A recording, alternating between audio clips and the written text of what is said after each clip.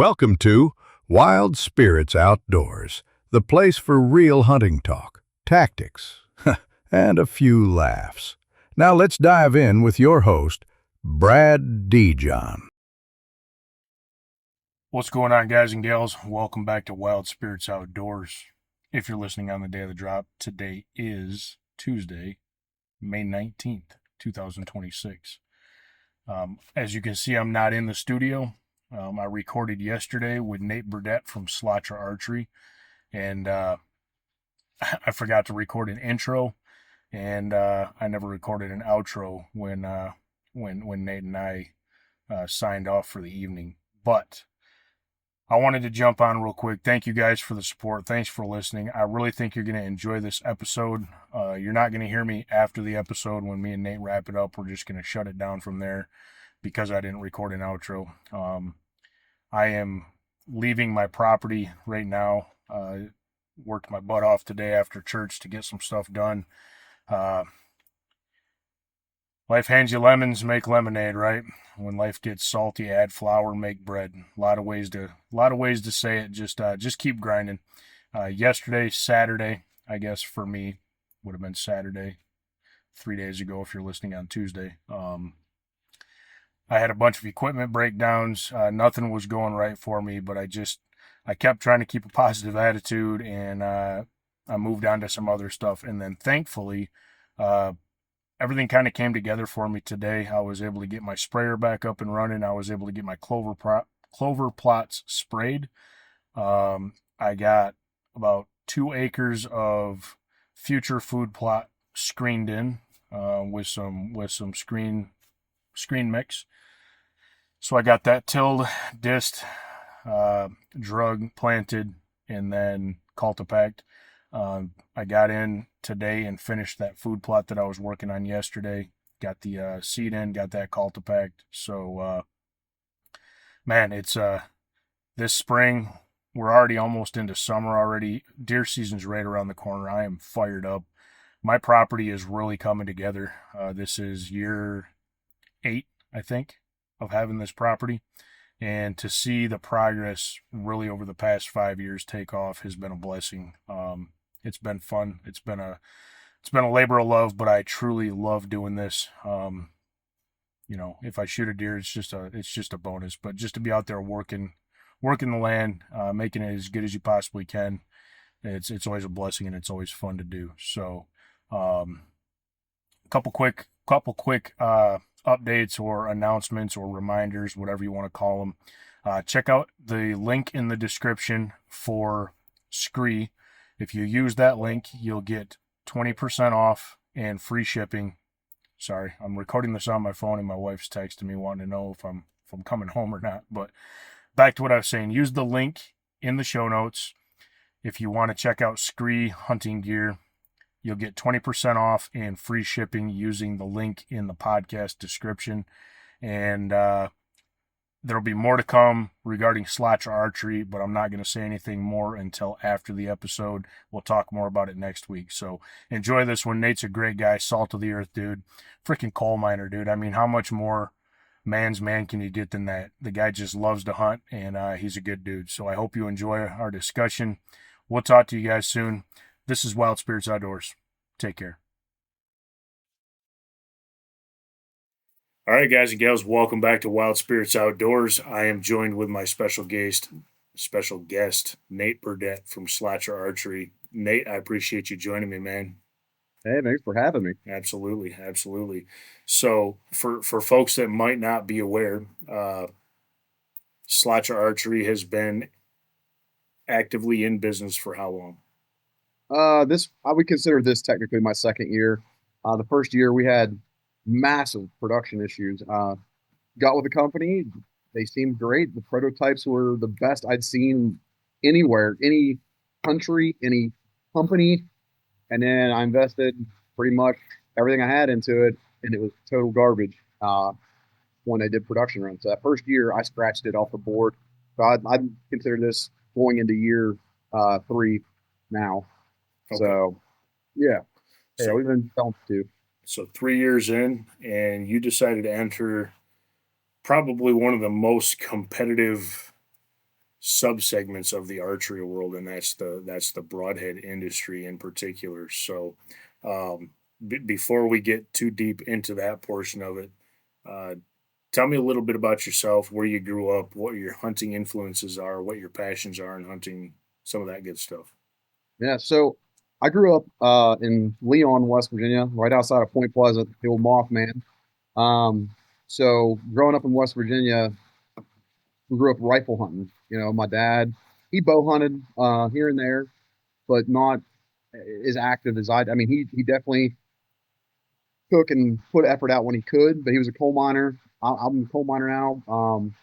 But being a coal miner with kids and family and everything going on, my old man tried to bow hunt a little bit, but just it wasn't really his rifle season for us. Sure. You wake up, you were expecting that first week in November or around Thanksgiving to roll through, and yeah, I mean, we're off school the whole week. It's just something we live for. And one of my biggest passions, and I think what drew me in, was the social aspect of being able to go and meet guys at our local community church center. So our church would host, and other churches would host sometimes too, but they would host breakfast, lunch, and dinner. And one of my favorite memories was going there in the morning, getting breakfast with the old men. They're getting their coffee, and hearing these stories, these big bucks, and just seeing how excited these guys were to go out and spend time in the woods. And I'm getting goosebumps now telling this. I mean, it set me afire. I can't explain it. And then now, um, it sucks. We'll all know that later, but like the Ohio tagging online, it takes away from that social aspect where we're not going out and being able to meet and greet and talk to people and share these stories and sharing their success. I mean, I didn't harvest any big bucks, but the fact that I was able to tell these old men, yeah, I got me a spike. They, punching his shoulder, way to go, kid. One of the greatest feelings in the world. And so being able to go there and hear that kind of stuff and be a community and be tight knit, and then it worked into other relationships where guys would be like, hey, you know what? You shot a spike and a 4 point. I've got a couple 10 points. Come over here and hunt with us. Yeah. You know what I mean? Yep. That was hunting for me. And uh, growing up doing that kind of stuff, it set a passion inside of me to keep after it. And then the older I got, I wanted to get into bow hunting. I couldn't wait to get into the woods. I mean, I love my rifle season, but I couldn't wait to get into the woods. So I think it was around 10 or 11.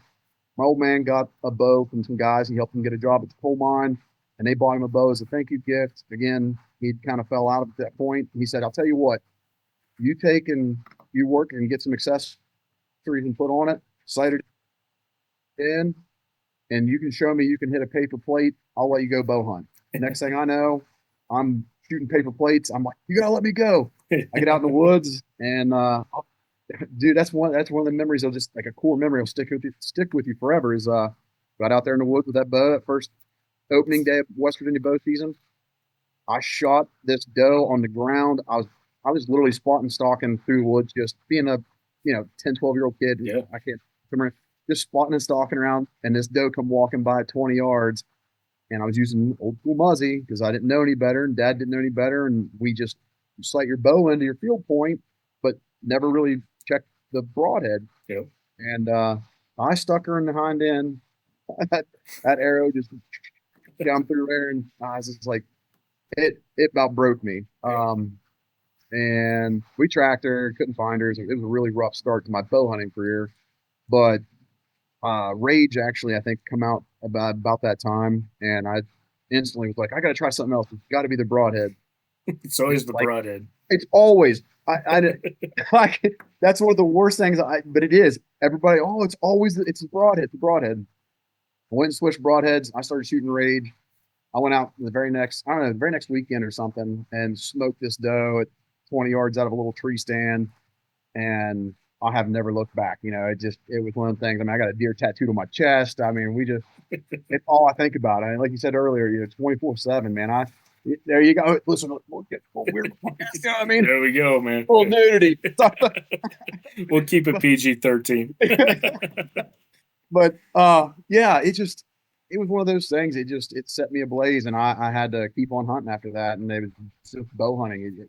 Gun hunting kind of took a back seat, and it was like, okay, it's something to do, Yeah. but I'm not chasing deer with a bow. I was like, I just didn't feel like I was doing it. So Yep. that's how I kind of got my start and where we come from. But the West Virginia and me just still like my rifle season, but got to put a bow in my hand. I got to have a bow. I got to be chasing deer. Yep. Working on food plots, making sure there's stuff. Means so much stuff. Yeah.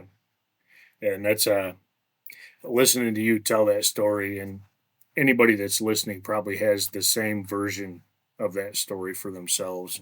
I know I do. I know listeners who've been along for the ride since this started. My very first episode was all about my hunting roots. That was basically me laying out how I got to where I am today. And hearing you talk about it, man, it's like, yep, same story, different person. And I think that's how it goes for a lot of us archery hunters.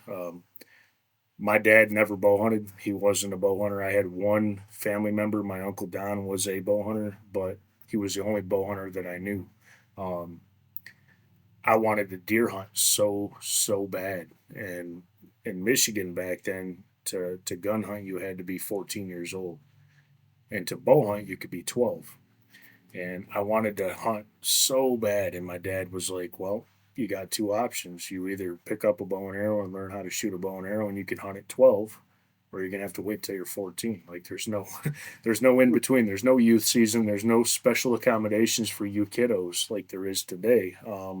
Those were your options. So I chose option B, pick up a bow and arrow, and you can look at it one of two ways. It was a blessing or it was a curse. Either way, it's become an obsession for me. And I still love to gun hunt. Don't get me wrong. I go to Ohio every single year. I go down there in January for the muzzleloader hunt.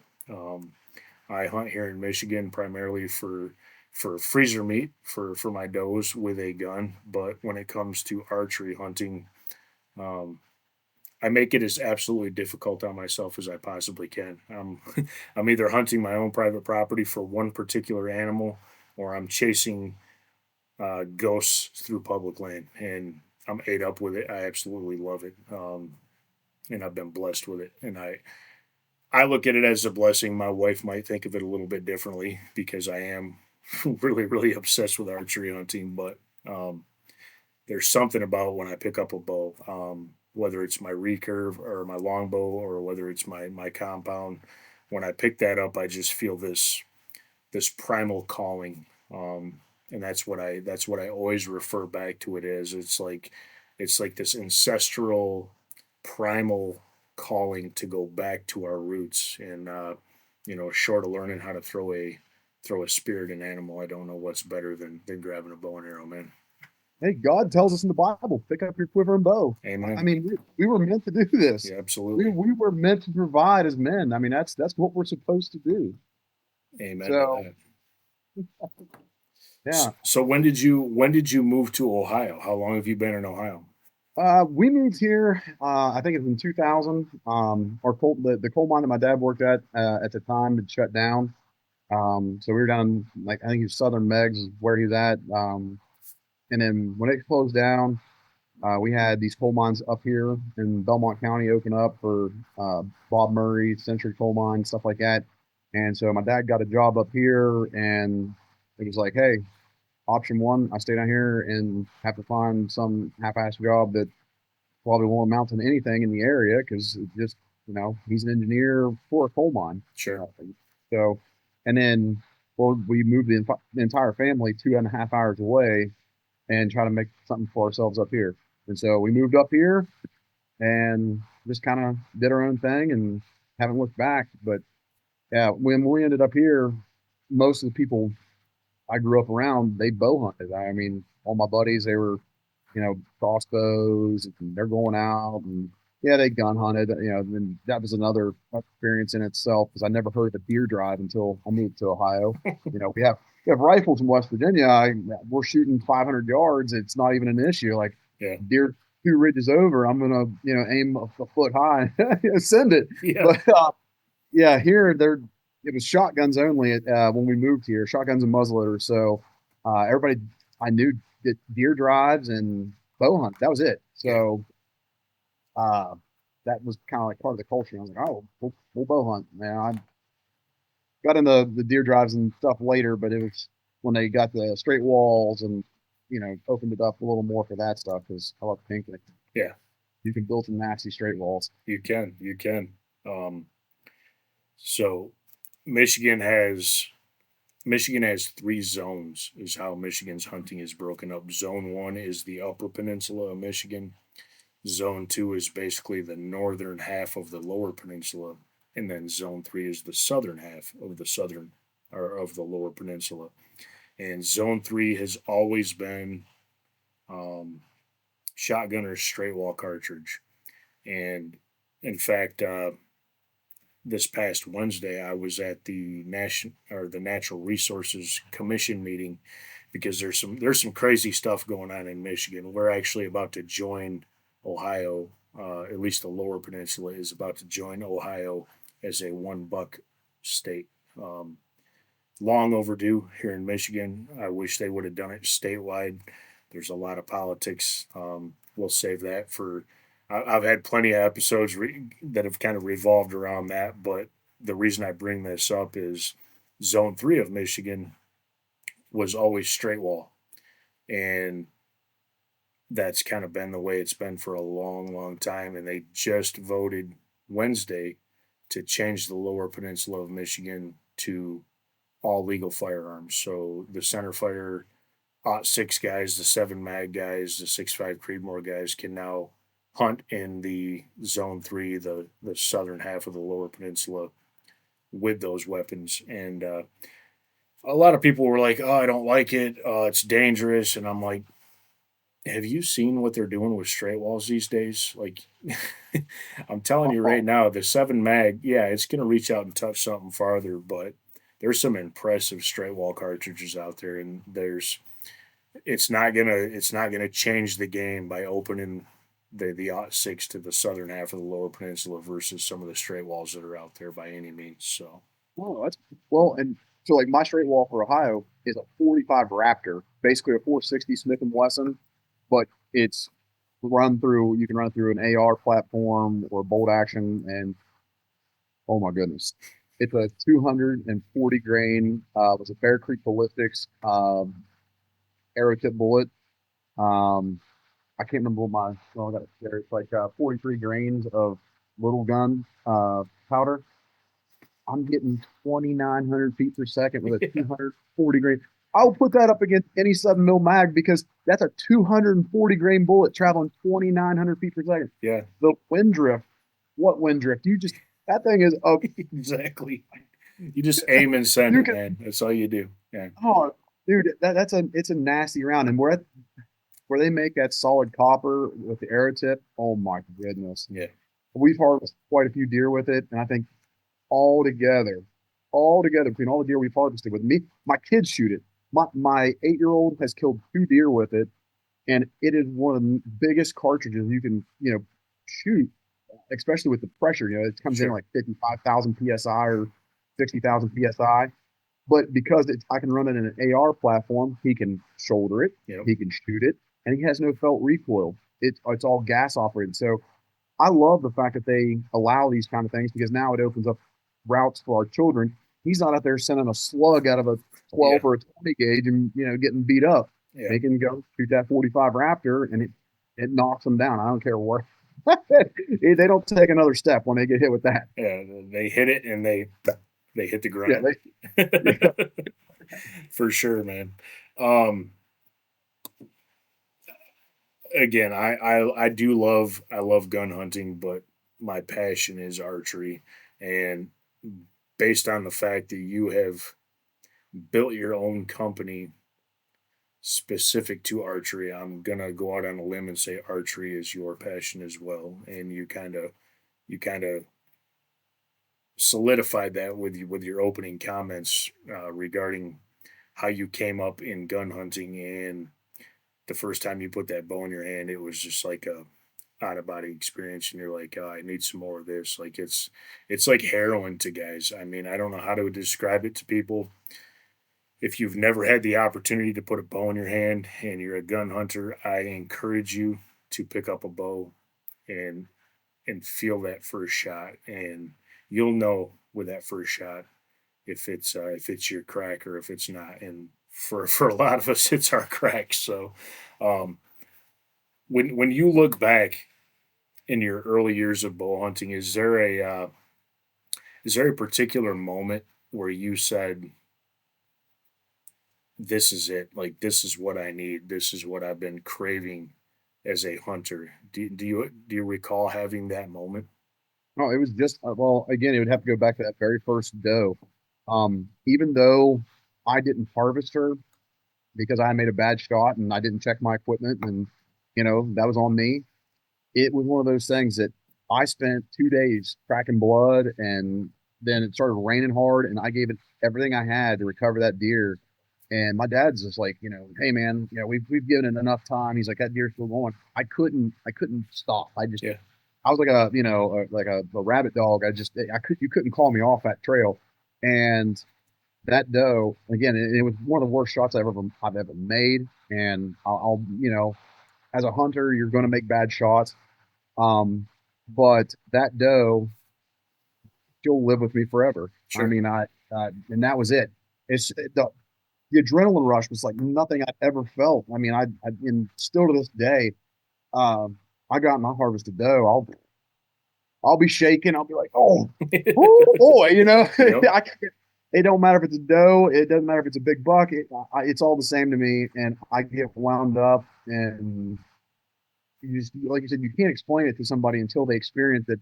And lately, I've been trying to reach out, and I've been talking to a lot of our like youth, trying to get people interested. And I don't have any acres to really do anything, but I took a buddy's son. I used to babysit them when they were growing up, and um, I took him hunting for the first time.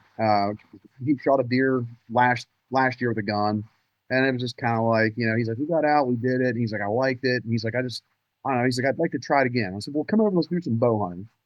And we got him shooting a crossbow because we didn't have a whole lot of time. And it's just like, let's just crossbow and see Sure. what happens. He shot a doe with it, 20 yards. He's like, oh my gosh, what? I need a bow. I was like, I've been telling you this. Let's get yes. Oh, we got out there, had a phenomenal blood trail, followed the deer right to it, made him do all the work, and again, take you back to that primal aspect. We're following blood. We get to the deer. He's never done anything like this. He pulls out a pair of gloves. I was like, nope, put the gloves away. I said, you just took that animal's life. Yep. You're going to show it respect. You're not going to put gloves on and treat it like it's an icky, Yeah. gross thing. I said, this is nature. I Yep. said, get your hands in there, and I'll walk you through it step by step, and we're gonna do it. And, all right. So we, cleaned out the deer, and then it was like it started pouring down the rain. I'm torrential downpour, and it was straight uphill bringing that deer out. We were covered in mud, absolutely soaked, puffing and puffing. And then my trail camera got one heck of a picture of us both just steam rolling, covered. I mean, I got a pair of bibs behind me that he was wearing, still coated in mud because I don't know what to hose them off or something. But after that, he's like, dude, he's like, I know my dad got me a 4570 for Christmas. He's like, but I don't want a bow now. Yes. It's primal. It's what we were supposed to do. It's that effort. Yep. You get out there, and I don't know. There's just more to it than just a gun. You and a gun. A gun, is fantastic, and I always promote hunt however you want as long as it's legal. Yep. Because I'm not against you. I'm not against the guy down the street. It's us versus really the government and their ridiculous laws and things they put in place. I mean, in my opinion, Yep. I just want everybody to be able to enjoy God's creation, be out there slinging arrows, bullets, whatever. But I just prefer broadheads over bullets. Amen, man. I think uh, I think it's natural the longer people get into this culture of hunting that they, and again, I have nothing against gun hunters and I gun hunt myself, but I honestly believe that if you took a guy that gun hunts and you gave him the opportunity with a properly set up bow and he shot that first arrow and he saw it stick the target, um, there's something about that that's just it's primal. It's so personal. It's the utmost, me versus the animal kind of feeling that you can get, with the exception of maybe, trying to go chase one down with a knife or a spear. But and to the guys that actually do that, holy smokes, man. Tip my cap to you guys, because I don't know if I could I don't know if I have the stones to fling a to fling a spear through an animal, but that's the ultimate portion of primal there. But so so you got into bow hunting young, which is awesome. I got into bow hunting young. When did that passion for archery hunting turn into an obsession? And then when did that obsession turn into archery is missing something and I want to be the guy that brings what's missing to archery with SLATRA Archery? Well, I would say the obsession came after I harvested probably my first like truly like trophy class deer in West Virginia. Or everybody has different standards, but for me, seeing a 130-inch deer, West Virginia was like huge. And being able to harvest something like that with your bow, 20 yards on the, it just that was set me over the top. And I think it you see like people enjoy something so much, it draws others in. And then the next thing I know, I got my cousin bow hunting, and then we started having these, brother weekends. Like I'd drive back to West Virginia, or he'd drive up here to Ohio, and me and him would just be gone for a week, and Yeah. we would do a big week hunt somewhere, either or. But yeah, that first, trophy class deer, I would say probably set the obsession. I first deer harvest, those were all great, and they really got me into it. And like, I want to bow hunt now. Yep. But when like you said, that cat and mouse game, you have to actually put in the effort to go, and you're looking and you're checking sign, and you're putting all this extra work into that one specific animal. Then it becomes like, that's when it becomes an obsession because you succeeded. And it's like, oh, you got a taste of that success, and I really like that. Now I got to keep it going. And that cat and mouse game is, oh gosh, that's a drug like no other. Yep. Being able to track them down and know where they're going to be. And I'm not even saying like, the cell cams and all this other crazy stuff we have. That's all great. I use them, and that's all fun.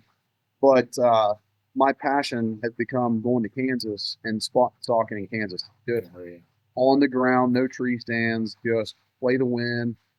I hate to say it, the whitetail drilling guys, they ruined hunting traditionally for me. I love those guys. The way Jared and those guys hunt is insane. And that's what we were like, you know what? Let's cut out all the bullshit. Let's just go out there and hunt. Yeah. No tree stands, nothing, public land. Yeah, we'll knock on doors. But that is on the ground. The last time we were out there, my buddy Mike that goes with me, he shot 150-inch 14 point at 16 yards. And everybody's like, whoa, that's crazy. And I'm like, yeah, it is. That's an accomplishment in itself. I said, but the real accomplishment that really sets it over the edge is we did it on the ground, public land, and he did it in 3-day-old clothes that he was in. He was wearing Forever Wild Outdoors hoodie, which was just like, I think, gray or army green, and then a pair of like army green pants. Yeah. No camo, no nothing. He drove the school bus in those clothes on Friday before we left. And he's a minimalist, and he's going to work his butt off to get the job done no matter what it takes. Yeah. And we went out there and put the smackdown on a big buck. I didn't need, a $1,200 Sitka outfit. Yep. He did it. So stuff like that, it just builds the obsession. It's like we can get this done the hard way and be successful. It just doesn't have to be, spend all this money. But again, I digress quickly. I'm with you, man. But the whitetail adrenaline guys and the hunting public guys, what they do just calls you back to that. To me, it calls me back to 12-year-old me. I had no idea what I was doing out there. I mean, those guys know what they're doing, but I wasn't thinking about a trail cam. I wasn't thinking about, do I have the right camo, or, am I scent checked good enough? It was just, I'm out there and I'm doing it. And then you see guys like Whitetail Adrenaline, and you see guys like Hunting Public and Zach. And, I have a ton of respect for Zach and how he hunts, because he goes into a spot and he says, I need to get to point X, and he gets to point X. He's not going to sit back and wait for the deer to come to him. He's going to go find the deer. And that's what the guys at Whitetail Adrenaline do. And if you've never experienced that type of hunting, you can't really appreciate. I mean, you can appreciate it when you watch it, but you can't fully appreciate it until you attempt it. It's truly it's like I the say hunting. It's yeah, hunting. it's You're not hunting. waiting. You're not Yeah, waiting. You're waiting. hunting. Yeah, Yeah. 100%, 100%. So when you took this obsession, what point were you using Broadhead X, and you were like, I like this, but it can be better, and I'm going to be the guy that makes the better. What birthed SLATRA for you? SLATRA was birthed through mechanical broadhead, to be honest. Again, the first deer that I lost was that doe, Muzzy. I switched to Rage 3 blade, the original, because it was hot, it was new, it come out, everybody loved it, and I had no issues with it. And I was putting deer down left and right with it. Fast forward to their 2 blades, I started having mixed success with it. I was like, well, what is the problem here? Like, these 2 blades are supposed to be the new thing. Like, they're supposed to be awesome. And I'm like, now I'm losing deer and I'm making great shots. And I just don't understand. And so I kept going down the road. And then I'd say for me, it became 2016. 2016, we went to Kansas, and I think I was our first year in Kansas. Went to Kansas. I had their extreme 4 blade, the big cut on contact front, and then the 2.3 expandable behind it. And it was shooting okay, but it wasn't shooting great. And I couldn't figure out why, but it was shooting good enough that I'm like, I'm shooting a softball out to 50, 60 yards. I'm Right. That's good enough. I can kill a deer. So we go to Kansas. Uh, Amazing experience out there again. It was the first time I'd ever been to Kansas. I've got a 160-inch 10-point stomping at me, walking sideways, ready to come kill me in the middle of a field. I'm sitting behind this little, what was it, a cedar tree, and he's coming at me, and he's coming behind me because I was actually after a different buck, and this one I had rattled, and this one was coming in, trying to get the broadheads or the arrows out of my quiver. The first 3 deployed, trying to get them out of my quiver. And again, it could have been, that's a high stakes moment. I'm on my knees behind a cedar tree in a field, and I've got a giant 10-point walking right at me. A fourth and last arrow, I get it out of the quiver as safely as possible. I'm shaking. I get it knocked up, and it's a full frontal shot, which is that's my shot. I love shooting that brisket shot on the ground. If I'm on the ground, I will shoot that brisket all day long. I love it. And I'm a great shot. I'll shoot it. But shoot this buck. I shot him at 30. He was 20, so I shot a little high. Arrow went clear through the entire body and came out on the opposite side hip. Blood is just, it was one of those epic videos that you just, if I had a video, they could have, it would have been banned everywhere. Blood just spewing out of this deer. Anyway, we wait. My buddy comes, and we start tracking. It goes across the road on private. And I'm like, well, Kansas is a pursue without permission state. That's not us. I felt obligated to reach out to the farmer. He was pissed. That was his deer. I'm like, dude, I got blood. I mean, you can see it from the road coming off the public all the way down, crossing the road. I got blood. That's my deer. You out of staters, blah. And I'm just like, man, I'd like to just pursue, Sure. You got 2 hours. Get it done and then get out. Okay. 2 hours. That deer went for over a mile and a half, and we didn't recover it.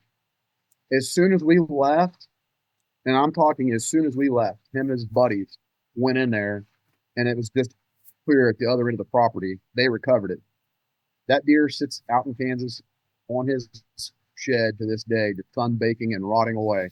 He wouldn't even sell it to me. Sure. I'm like, so that was the very first instance. I was like, ooh, that was a rough one to swallow. I mean, I don't understand. I was like, I know I shot high, but I got everything, and the way that deer was bleeding, I just was blown away. The very next week here in Ohio, I shoot a 140-inch 9-point in my backyard. Same thing, but it wasn't a brisket shot. It was, beautiful side shot. Come out, blood spewing. We tracked that deer for, probably 2 miles. And again, same thing. How? How is this deer traveling this far? It's a giant broadhead going through this deer, and never recovered that one. And so after that, I said, I got to find something different. I can't do this. The mega meats come out that time, and I shot them. I killed some deer with them. Not, no real complaints with them. But I'm tired of this mechanical stuff. I'm like, what? Why am I relying on this mechanical process? It's tough to get out of your quiver. You got to worry about the blades deploying. You got to worry about them not deploying. You got to worry about catching a branch down range. There's so many variables that you have to throw into the playbook whenever you're talking about a mechanical. Yep. And then I started getting back to my roots. I was like, you know what? Screw this. We're going fixed blades. And so those $2 is what kicked off SLATRA for me. And thanks Rage, for Paradigm. I appreciate you guys put me on the right path, because it was just absolutely ridiculous. And I was like, I got to design my own. I was like, I need a big fixed blade. And we started, me and my buddy shot semi-pro at the time. And so me and him just started tinkering after work. I was drawing at work. I'd be sitting underground, with my headlamp, and I'd be drawing stuff on paper. Like, this could work this way, or this could work that way. And it just really wasn't coming together. I wanted, I don't know, crazy ideas, but I'm throwing this all out there. And then what set me over the top was my buddy at the time, my gym partner. He doesn't hunt. He messed around a little bit as a kid, but just never really took to him. And then he said, "Why don't you try a different material, or try this?" And he had some off the wall ideas that I just was like, "What? It's kind of stupid." But then I started thinking, maybe he's right. Maybe we try a different material, and that led me down a path to developing this. And man, I took a bunch of giant fixed blade broadheads that I knew were garbage, that didn't shoot worth a crap, and they're discontinued now. And they were getting pushed hard by, Lee and Tiffany. I mean, a lot of people was it T5 Magnum Strikers, or Striker Magnums, or whatever. Yeah. Well, I mean, them things were playing everywhere, because they were 1.5-inch cutting diameter, but they would plane like terrible. And you can do a lot of tuning, and you can do a lot of crazy stuff, align your fletchings to your blades, you can do all this extra work, and at the end of the day, still catch air. Yep. So I started grinding. I was cutting stuff up. We were using JB Weld. We were tack welding. I mean, we had some ridiculous stuff coming off, out of these basements. And rednecks with, nothing to do but drink beer and tinker. So we tinkered enough, and the next thing I know, we had a design that I'd come up with that, I mean, just flew. And so we were like, okay, it's flying. Now what do I do? I got to make it strong. And again, I started just kind of messing around with some ideas, and thinking about the KISS method. Yeah. Keep it as simple as possible. We're going to make this simple. Do this, do that, some simple engineering. And it started working. We shot through some cow shoulders. We shot through some tough material with it. And then I told my wife, I said, listen, I had a great idea that I didn't patent a while ago. It's funny, is I actually, about 5 years prior to Garmin releasing their Zero bow sight, I had, to spec what I'm not kidding you. Me and our computer guy from work were trying to piece the puzzle together, and I kind of gave up on it. 5 years later, they release it, and I'm like, you're like, shit. I'm like, why didn't we don't, I should have pursued it in different ways. I didn't. So when I had the Broadhead, I told my wife, I was like, listen, I need to make a go at this, and I have to have your permission, because it's going to take the 401k to do it. Sure. And she's like, listen, people are getting excited every time you show them your broadhead. Go for it. And that one gets me a little choked up and goose bumped up, because to have her support to be able to pull our savings out and go and chase something like this.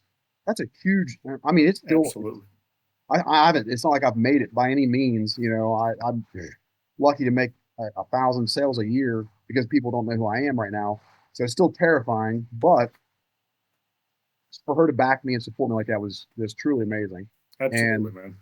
I 100% can get behind that. When I haven't gone down the road you went by any means, but even starting this podcast, my wife, bless her soul, she puts up with my obsession with hunting, and I talk about it so much. And this year will be my 31st year bow hunting, and she's like, last year she says, why don't you like make videos or do something? You know, you tell me all this. I'm not a hunter. Go tell it to maybe some kid who might be interested. So absolutely. it's the buy-in from the significant other, and it's the support. It means a ton. People might not realize that, but to have your significant other say, this is your passion, you're good at what you're doing, you have something to offer to somebody out there. It might not be for everybody, but you have something out there to offer. Go for it. That means a lot. So I can 100% get behind you on that for sure. Well, and it was funny is during all this, I pray a lot. My faith, again, I'm not some perfect Christian by any means at all, but my faith means the world to me, and I do believe, that we're on His time, not our time, and when it's supposed to happen, it's going to happen. Um, but at the time, there's just too many coincidences to be it's mathematically impossible, right? And at the time I'm praying, like, God, please point me in the right direction. I've got her support. And then it's one of those, again, full memory. It just kind of doom scrolling one evening. It's 9 o'clock at night. We're getting ready to go to bed. And next thing I know, I see this thing. And then it's like, how many times is, do not be afraid or do not fear referenced in the Bible? Mm-hmm. 365 times. How many days are in a year? 365 times, days. So when it's in the Bible, the same amount of days that we have in a year, there's no day we're supposed to be afraid because if you have God, nobody can stand against you. That's right. That's right. And so with that being said, I kind of committed to this whole thing. I got her. I feel like I've got God pointing me in the right direction with a lot of the things that I'm doing. And we just kind of went for it. Now, again, not being a businessman, that hurts. That hurts a lot. Trust me, I've lost a lot of money in this route because bad production that cost me more money than I could puke over it. But we're to the point now where we got everything fine tuned. Like, we're looking into different routes, and actually we're changing companies just to make sure that we get the best production we can. Hopefully down the road here we'll have even better product. But it's one of the things that, like I said, if you don't have your significant other support, and you got nothing really. I mean, you got, if you don't have a significant other, then yeah, you got God, and he's going to be in your corner if you're with him. But man, it means a lot to have their support too, because they're in this life with you. Yeah, so, they're gonna share in the wins and losses with you. So to have that support means a lot for sure. So let's talk about early development. You talked about being down in the mine and drawn out on paper. When you got your first prototype to an actual finished head, what did that feel like for you? oh, man, cloud nine. Oh, it's game over. Like well, honestly, that's what cost me the most money is as soon as we got that first prototype done, and seeing how well they could produce it, or well, I don't want to say produce it because that's where the issue came in. But whenever I got those, they sent me, I think, a 12 or 15 prototype to test out. Man, they were next level. They were beautiful. Well, they made them individually. That's where the problem in lied. they made them individually instead of in a production setting. So yeah, when those first 15 or so come in, and I'm out here and I'm shooting them 60 yards and I'm dropping dimes and You're like, we did it. well, game over. We're all in, Yeah. all in. So I did. I went against my better judgment. It was like, yeah, I think our first order, what was it? It was like for I think it was like 25,000 packages or something stupid. I was like, I can do this. I've got the product. I mean, I wholeheartedly, I know it's mine, but I put so much time and effort into designing this and keeping it as simple as possible so it works for everybody. And then now I see it working. I'm like, and we're going all in. I'll buy as many as I can afford, which at the time was 25,000 packages. And I'm like, send it. Send it. Next time, I was like, just get them all. Yeah. So yeah, they sent me that production run, and oh my goodness, that first production run was so bad. And I hate to say it, the company that I was working with, you know, he was a great gentleman to work with. He always was easy to talk to. We got along very well. It just his production was crap, and I felt like he couldn't reach the specs that I needed. Sure. Heck, the big I work with one of the biggest broadhead companies in the world for production right now, or did. We went ahead. They don't want to make my broadheads anymore because of the tight tolerances. And so I got a massive stock from them. So that way, until I'm good for the next couple years at the rate we're going. But I think we're going to go with a local guy for the bodies, and I'd like to start with Lutz. Lutz, they feel very, very confident they can meet my specs for the blades. That's the key, or one of the keys to this whole thing, making it fly. Um, but yeah, the amount of effort, money, and stuff that I've lost with that first production run is sickening. Absolutely sickening. I believe it, man. I believe it. It's I've never even gone down that avenue, and part of the reason, I mean, we've all had those ideas, right? When we're out in the woods, and we're like, oh, this is a game changer. Um, but it's, how do I make this happen? So I tip my cap to you, man, for taking that leap of faith, because that's a lot, man. You're not talking about a publicly traded company here. You're talking about just another guy who loves to hunt, who had a great idea, and literally is putting his, I mean, I don't want to get too dramatic, but you're putting your life on it. I mean, you're putting your livelihood on it. You're putting your future, you're putting your family's future on that line when you do that. So hat tip to you for doing that.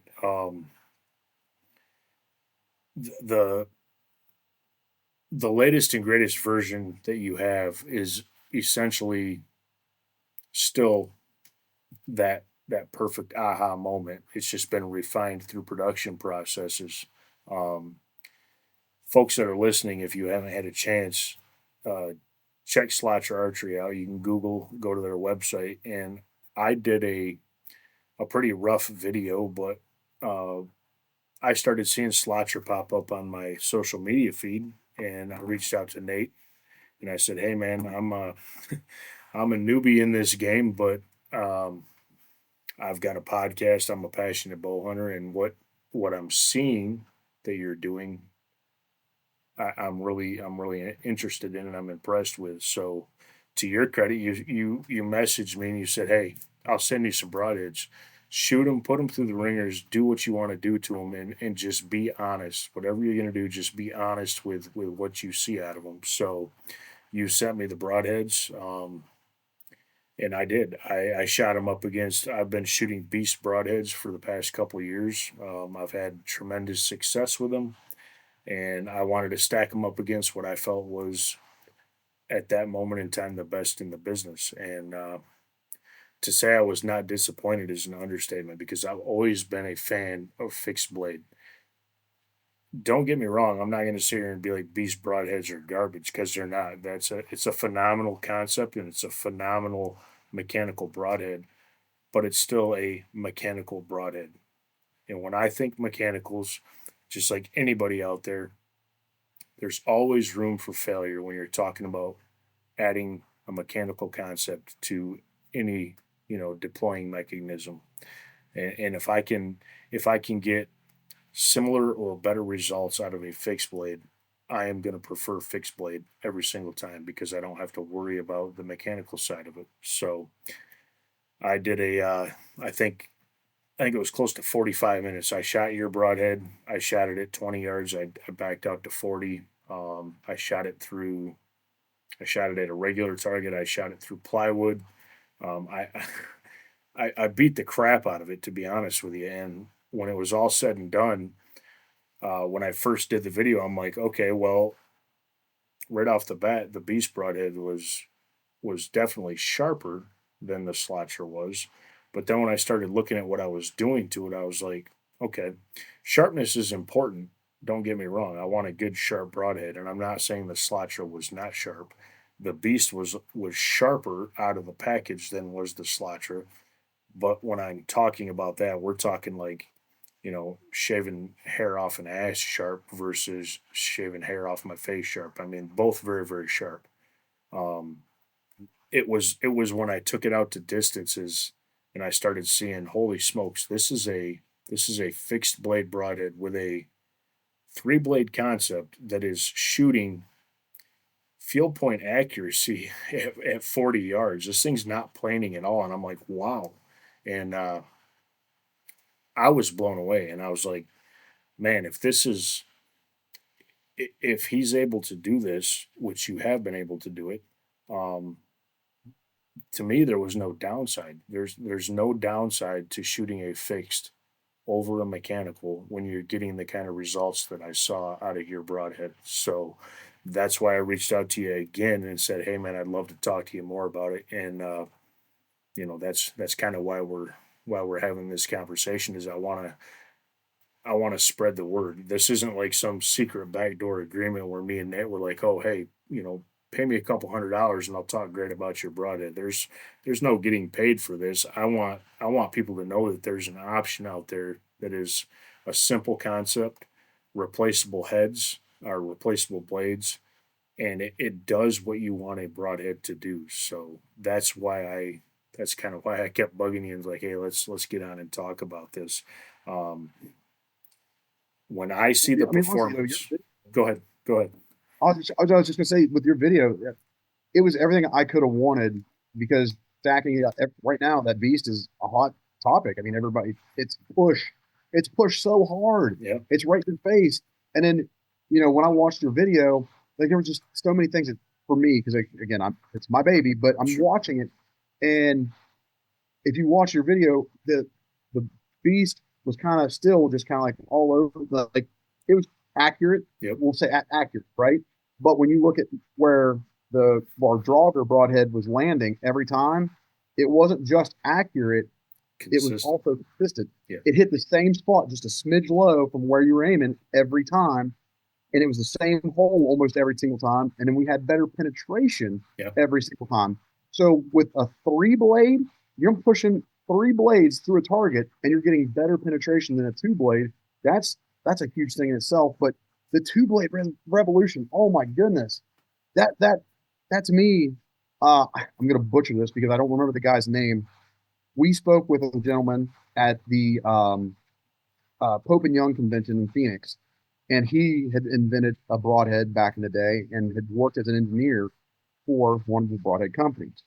And when he did, they've known since the 70s and 80s that straight lines or 90-degree angles, so 2 blades and 4 blades, will never outperform a 3-blade. It's a trade secret across all that. And he was laughing about it. He's like, these 2 blades, he's like, yeah, he's like, you're making great shots with them. He's like, you can kill a deer with a field point if you make a great shot. He said, but when you're talking about leaving a hole, straight lines flows up. He's like, you go get a knife, you get stabbed by a knife and go to a doctor. Oh man, you got a straight line. No problem. We'll stitch you up. You go in with a 3-blade hole in you that leaves a hole. That doctor's like, oh shit, we got problems. Yeah, we got problems, guy. And I mean, you can see it a lot. Scroll through social media, you'll see these guys. I shot this deer with a rage. I shot this deer with a G5, T2, or whatever, and it left a big straight line, and then it closes up, and the deer survives. Michael Waddell used to post a picture of a buck he shot in Kansas, and he would post it, and like, it looks like a 12 ringer shot. I mean, beautiful shot, big giant gash, everything, the works for rage. Guess what? That deer didn't die, and then somebody harvested muzzleloader season at that camp. So the two blades, I mean, you're put yourself at a disadvantage right out of the gate with a two blade. Yeah. You're buying one less blade, and there's times where I think that third blade really matters. We sponsor a youth hunter who's 9 here locally. He shoots. I mean, some of this he makes his dad make the most gruesome content. I don't even know how. I'm telling you, some of their videos when they shoot something with a drauger, I guarantee you it's blood and gore. Their stuff's not getting shown on TikTok or Facebook, and it's getting banned everywhere. But he shot a giant buck early season this year, and he was trying to move his crossbow on the shooting rail and kind of got jammed up. And when he shot high. If it wasn't for that third blade severing the artery going along the spine, they may have never recovered that deer. Yeah. And I think that the deer still went like 400 yards, but it was an extremely high shot, and they were able to still have, with it being high shot, high shots don't have a lot of blood usually. They followed blood all the way to that deer. Yeah. Because that hole never closed up and it got the artery. And they recovered that giant buck. And his dad, called me that night. It's late. It was like 10:30 or 11:30 at night, and they're calling me. We got it. We found it. Blood all the way to. He was freaking out, and his son was successful harvesting a giant buck. So, again, putting yourself at a massive disadvantage with a two blade right out of the gate. So, your video was amazing. I really appreciate the honesty and shooting that. That was awesome. Yeah, and that's always been. I'm the same as you. I shot Muzzy from the time I got into bow hunting. I shot a Muzzy 90 grain 4-blade until the marketing machine that was Rage took over, and I was like, "Oh, I've killed 30 deer with this Muzzy, but this thing's a piece of crap. I need I need a Rage because everybody's shooting Rage." And I'm not going to say I didn't have success with it. I did, but to your point, when you're talking about 2-blade versus 4-blade or versus 3-blade, the math is the math. If your broadhead enters and you just happen to, during your arrow's rotation, it comes in this direction and you're high on that shot, you could screw yourself. I don't like using the term no man's land, because I think when you put a 2.5-inch cut into anything, me or a deer, it's not good news for whomever or whatever gets hit by it. But from a hunter's perspective, to recover that animal, it can make a huge difference. And to what you said, if you add that third blade, that can make the difference on a marginal shot. And I'm not sitting here saying shoot 3-blade because if you make shitty shots, you're going to have a better chance. Bad shots are going to happen. And anybody that wants to sit there and say they're not, they're fooling themselves, or they haven't been doing it long enough, because I have a pretty good track record, but I'm going to tell you, 30 years of hunting, there's plenty of deer that I have made what I anticipated was going to be a great shot, and something happened and the shot wasn't great.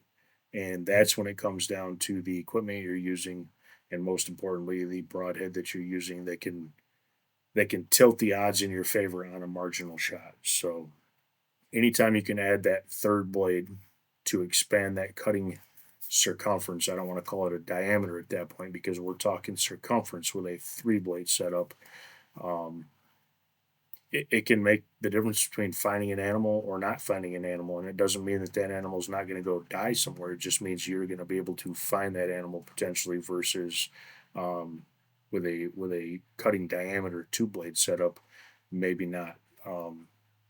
And for folks that are listening, I don't want this to sound like I'm sitting here crapping on every broadhead that's ever been designed or that's ever been sold. There's a lot of great broadheads on the market. For me, What got me super interested in what you were doing was the fact that I could shoot a 3 blade, which to me is always beneficial over 2 blade, and I could do it at the same distances that I was shooting mechanical 2 blades without having an issue with the broadhead planing. And when you look at your broadhead design, it seems almost overly simplistic. Like, how is doing this little thing doing this? But I'm telling people out there, until you shoot it, you might not appreciate it, but it is doing that thing that you need out of a 3 blade broadhead. So, with that said, let's get into a little bit of the science behind how this thing flies, what makes it special compared to any other 3 blade or 4 blade fixed blade out there on the market, and what it is about SLATRA's design that makes it unique to the market and so efficient. All right. Well, yeah, there.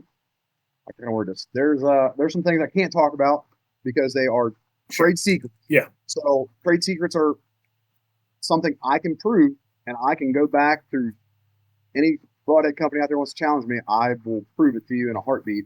Nobody's done what I've done because obviously a fixed blade that flies like your field point doesn't exist. But I've got some trade secrets that I developed over, again, rednecks in a garage kind of thing.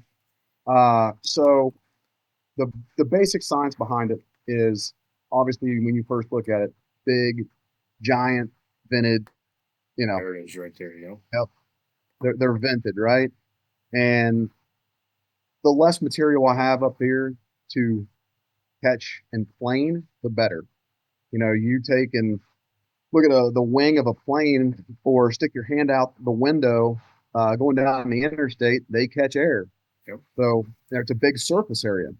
I've removed a lot of that surface area. And then another aspect would be the tabs. There's little itty bitty tabs, and we'll make them. I'll make them micro. I'll call them whatever you guys want to call them because, again, they work. Those little tabs on the left hand side of the blades create spin, and we've built them surrounding the majority. Again, I say majority because most arrows have a certain spin because of how the string is spun. Yep. So, and a lot of people don't know that, but you can cancel out helical. You don't even need helical fletching anymore. You can shoot straight fletching if you want. And those little tabs on the left-hand side of each blade create spin. So it doesn't steer or direct the arrow where it wants to go. So again, we're canceling out planing. What we're doing is creating consistency. That spin is just adding to the consistent shot pattern over and over and over again. So that way you have repeatable shots. And that way hey, I'm shooting here, it's going to keep shooting here no matter what. Sure. So that's what those do. And then the other one, the third aspect, like I said, I don't want to really get into that one because Sure. That's a big secret. But those are the two big aspects is being able to have those tabs to create spin, create consistency, and then the big vented blades, obviously. So Sure. those are two of the three that really get it done for us and make it plain or make it not plain. But there was an article in the 2016 or 2017 Peterson Bowhunting magazine. If somebody could create a fixed blade that doesn't plane, they'd have the holy grail. Yeah. And that was when I read that, it was like almost like a challenge because I just started this journey at that same time. Yep. And so I'm like, oh, you guys are challenging me to make game on. I'm all for it. So it just, like I said, we just sit in the basement and we'd tinker, and I would have these designs I'd draw up at work. I'd meet my buddy. He'd help me piece it together because he was really good at that kind of stuff. He was let's say the builder. Like, he helped me put these ideas together. And then he was a shooter. Oh my goodness, is he a shooter? He had some health issues that really cost him from pursuing archery as a job, I guess, but he was an amazing shooter. And so I knew that I could rely on him. Give me honest feedback, man. Shoot this. And if it don't fly worth the crap, hey, it doesn't fly worth the crap. Let's do this. Let's do that. And so that's how we ended up where we were at. I just kept playing and tinkering and drawing. And Yeah. Heck yeah, SLATRA man. camel. Something else that I find unique to your broadhead, and I don't even think I talked about it in my video, but I think it's worth talking about. Um, your tip. You have a conical tip.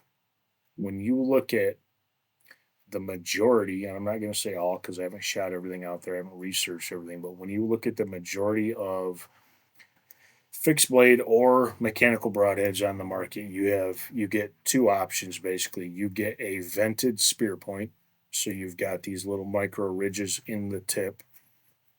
Think of like the what did Muzzy call it? The trocar, the bone crushing penetration of the trocar tip. And then you look at even Beast. Um, this year, Beast launched the, I don't know what they call it. It's like a chisel tip or like a bladed tip. Um, it's great for marketing. It's great to look at. It's like, oh wow, look at this. You got this bleeder up front. But I want folks to think about what that's doing when it's traveling at rotational speed out of your setup. What is that tip that is basically turned into a miniature fixed blade on the front of a mechanical? What is that doing when it's rotating? When that hits an animal and it's rotating, you are losing a ton of kinetic energy because there's a ton of friction, there's a ton of resistance created by that tip when it's hitting. And I should have talked about this when I shot yours, but I don't think I did. I like the design of your tip. It is a conical tip. There is, outside of the surface area itself, there's nothing there that is causing any resistance entering the animal. And I think that's very important for folks.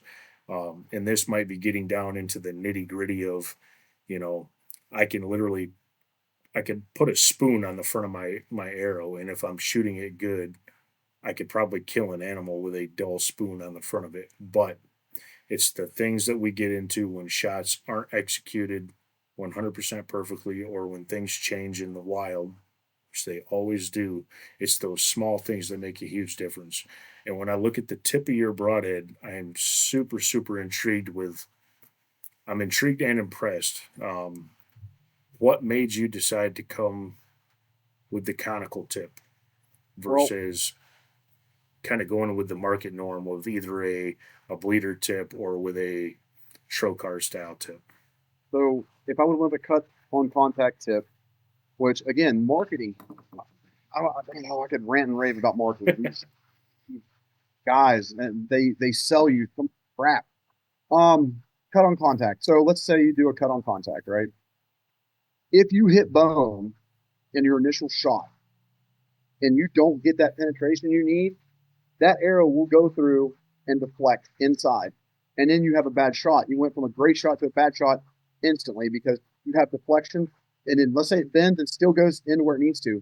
You're losing penetration now because you have that bent tip. Now, yeah, can my tip bend? Yeah. But you also shot concrete block with them. Give me a break. What do Yeah. you're not shooting concrete deer out there. So, Yep. but conical tips have been looked down on and shunned for a while now. And I even had a guy, he loved my broadhead, but hated the conical tip. And why? Well, deflection. Well, deflection. Let's talk about that. Yeah. The conical tip is only getting deflection because guys have been doing it wrong. I made my tip long, skinny, needle point. It's sharp. I mean, you can poke. It's sharp for a conical point. Yes. But again, small diameter, elongated, it is going to penetrate and it's going to take and do its job. Um, but if you look at a trocar point, these guys are all bone crusher. Yeah, but it also gives you a flat surface instead of now you got these flat surfaces instead of smooth. You have hard flat lines drawn out, and then you can 100% get deflection. Yep.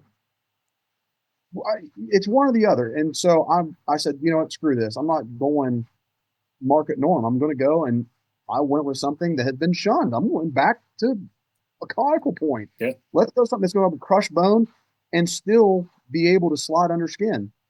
And I've had plenty of guys reach out, hey man, I can't get over how this flipped through there and did. Yeah, because we've been sold so much crap because these broadhead companies are running out of freaking ideas. I mean, And again, I don't mind bashing on these people. I will come after them all day long. You know, G5 is all over Paradigm. Paradigm's all over G5. Their broadheads that they released this year are just identical broadheads. The Tyrant that Rage is releasing is the exact same freaking broadhead as the D5 Gobbler Decapitator 5000 or whatever the heck they're calling it. And then the Rage has their two blades, their hypodermics and whatever else. Now G5's got their T2s. I mean, did you guys just stall out and just, well, I don't know what I'm doing anymore. Let's just copy these guys because they're making money. Yep. And then we'll just market the shit out of it. And that's all they do. They market to us, and these people just nobody takes a minute to just, hey, let's look at some actual facts here. Yeah, that's the same thing as they're shooting. Take a minute and sort yourself past the marketing shit and just look at it. I like the conical. I like the idea of it because anytime I'm looking at a broadhead, especially a fixed blade, when I'm looking at the entrance point, I'm looking at surface area. You take your conical tip and you turn that to a trocar tip, and you have just 1, 2, let's say 3 for the most trocars out there. Just on the tip, if you take a conical and you move it to a trocar, you have tripled surface area. You've tripled friction. You've tripled resistance on that entrance point. When you use that smooth conical like you have set up, you've eliminated all that. Is there surface area resistance? Of course. It doesn't matter what you shoot. There's always surface area resistance. But by keeping it a smooth conical with a very, very sharp tip, you're eliminating as much as possible there. You're creating as much resistance to resistance as you possibly can. And for, this might be going over the heads of certain people who are just like, just give me something sharp that shoots to put on the end of my broadhead and I'm happy. But when you've been doing it for a long time and you start looking at the minutia and you start taking it down to a granular level, what you're doing, and it's funny that you say I'm taking it back to what it once was, that's where the marketing comes in. People start running out of ideas and they start thinking, what can we do to this to hype it up? But is it actually benefiting the hunter? Your design to me is so simplistic in nature that it almost seems like it's too simple. And you're like, this is too simple. There's no gimmick. There's nothing special here. But when you actually look at it from a guy who's used a lot of different broadheads over 3 decades, you appreciate the simplicity. But then when you really look at it, you start seeing the nuances that set it apart from simplicity. The nuances themselves are simplistic, but they're functionally simplistic. I hope that makes sense. I hope I'm not like. Does that make sense to you? Absolutely. Again, with the ideas and marketing and how things are going, these companies run out of ideas, and so what they do is they have to market these gimmicks and these ridiculous ideas because, well, and I see it. I see it all the time. Guys are asking me, when are you coming out with something new? Why do I need something new? Yeah. What do you? I get that you want something new because that's how we've been trained as consumers through our that's a whole other. I'll go down that wormhole. We have been with everything you see. It doesn't have to be hunting. It could be every aspect of your life. You are trained and raised to be a consumer right as soon as you get a TV in front of you. And these guys with these companies, they hear it from their consumers. When are you coming out with something new? When are you coming out with something new? And then they have to come up with these ridiculous ideas. Sure. And so you see the need for these crazy engineered designs. And it's like, well, yeah, I kill deer with it. Well, shoot, yeah, you can kill deer with a field point. Like, give me a break, man. Yeah. I went back. I wanted to keep this, again, simple. Like, the heck with all that crap. You want a trocar point? Go shoot freaking Muzzy. You want a freaking giant mechanical? Go shoot G5. I don't care. I want something that's going to shoot where I'm pointing it, and I want something that's going to leave a big ass hole, and I'm going to have a good recovery rate. Yep. And, or at least let's not say recovery rate. Let's say the best available option to harvest your deer, because it's all on our shot.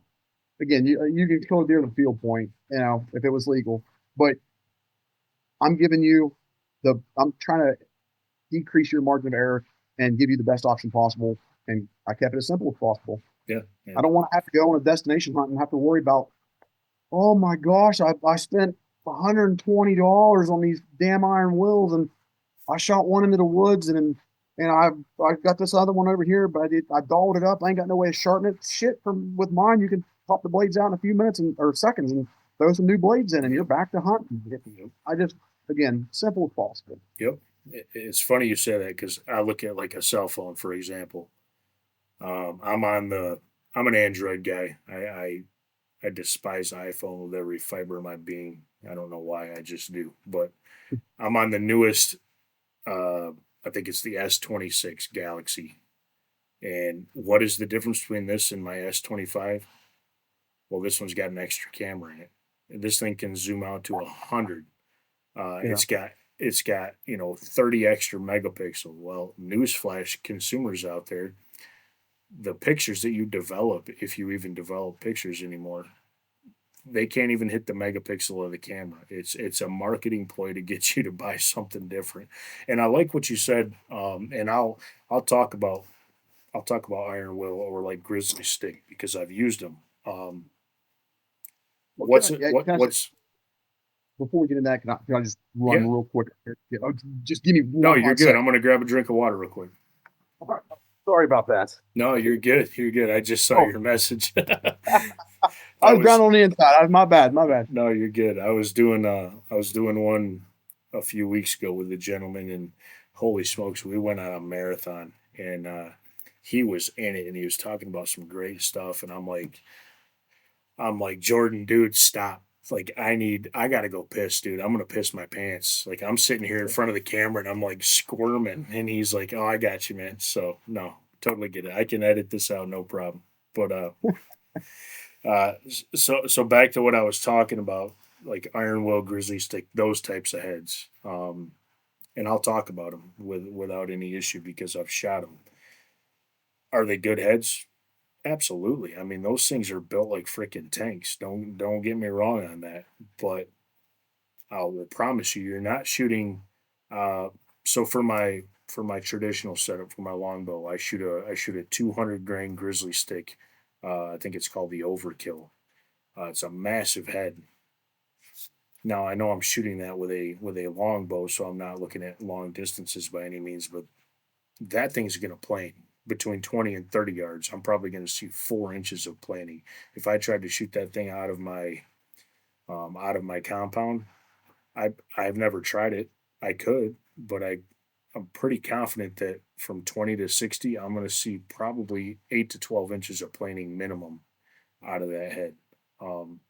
And something that grizzly stick and iron will are also oftentimes talked about hand in hand with is super heavy arrow setups. I shoot a heavy arrow. I shoot a 530 grain with my broadhead included. I'm shooting a 530 grain setup. So for whitetails, I'm probably 100 to 140 grains heavier than many folks are out there. No, I'm right there with you. I'm five. I think we're shooting 515 or 517, something like that, right around there is where I'm averaging right now. But I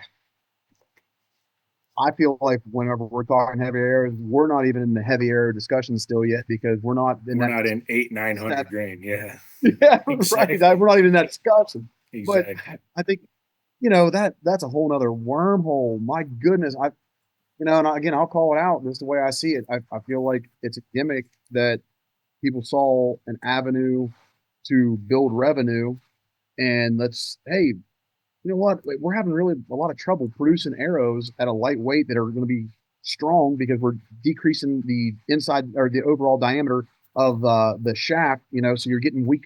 You can make them stiff, but you're getting a weak shaft and they're breaking. I'll call it out right now. The Victory HLR. I've shot the crap out of them. I've got a ton of them here at the house, but I have shot 5 deer, I think, total with them, and out of those 5 deer, every single one broke.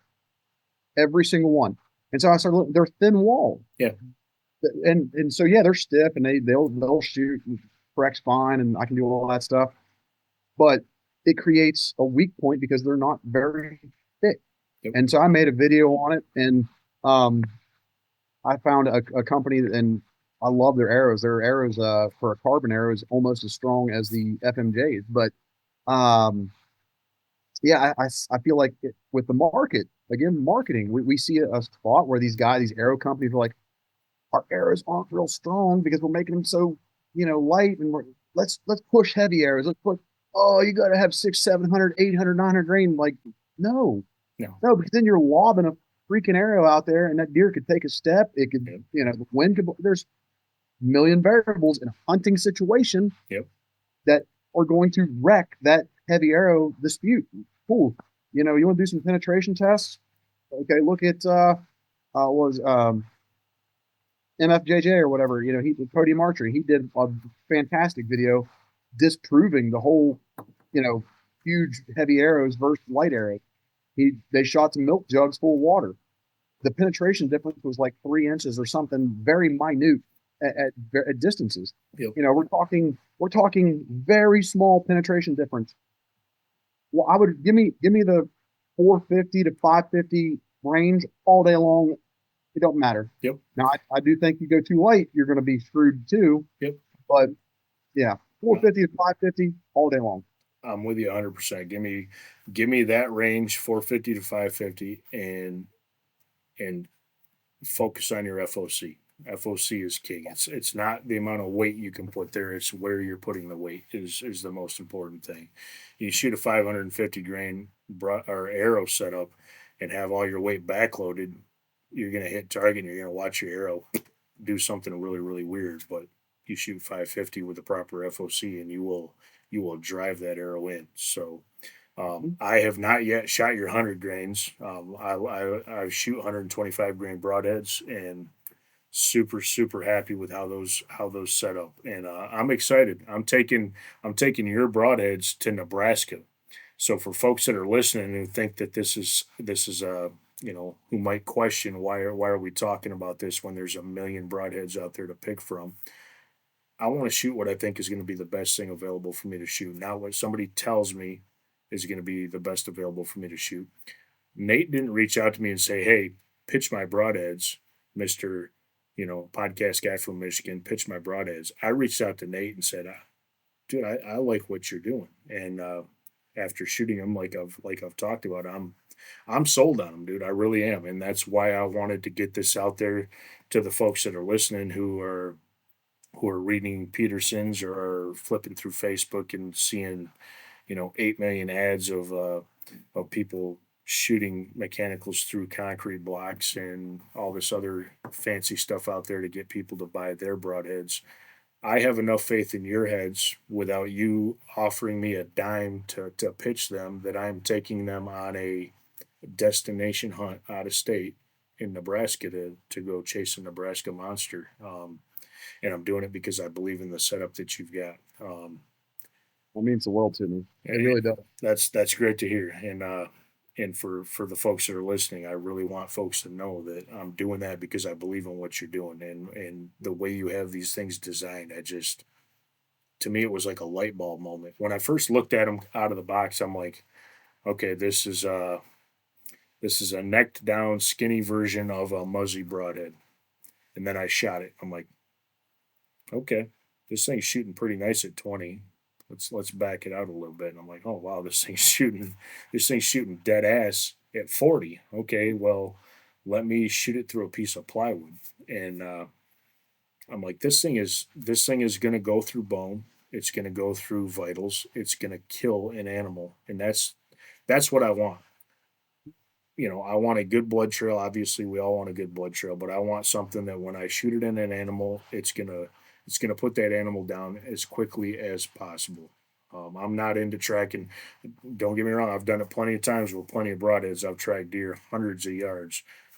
I don't want that, And I'm not saying for folks listening that you won't make a shot where you're gonna have to track a deer a couple 300 yards with one of these broadheads. That comes down to shot placement too. But when I put an arrow When the arrow hits where I intend for it to hit, there's no reason that deer's traveling beyond 100, 120 yards.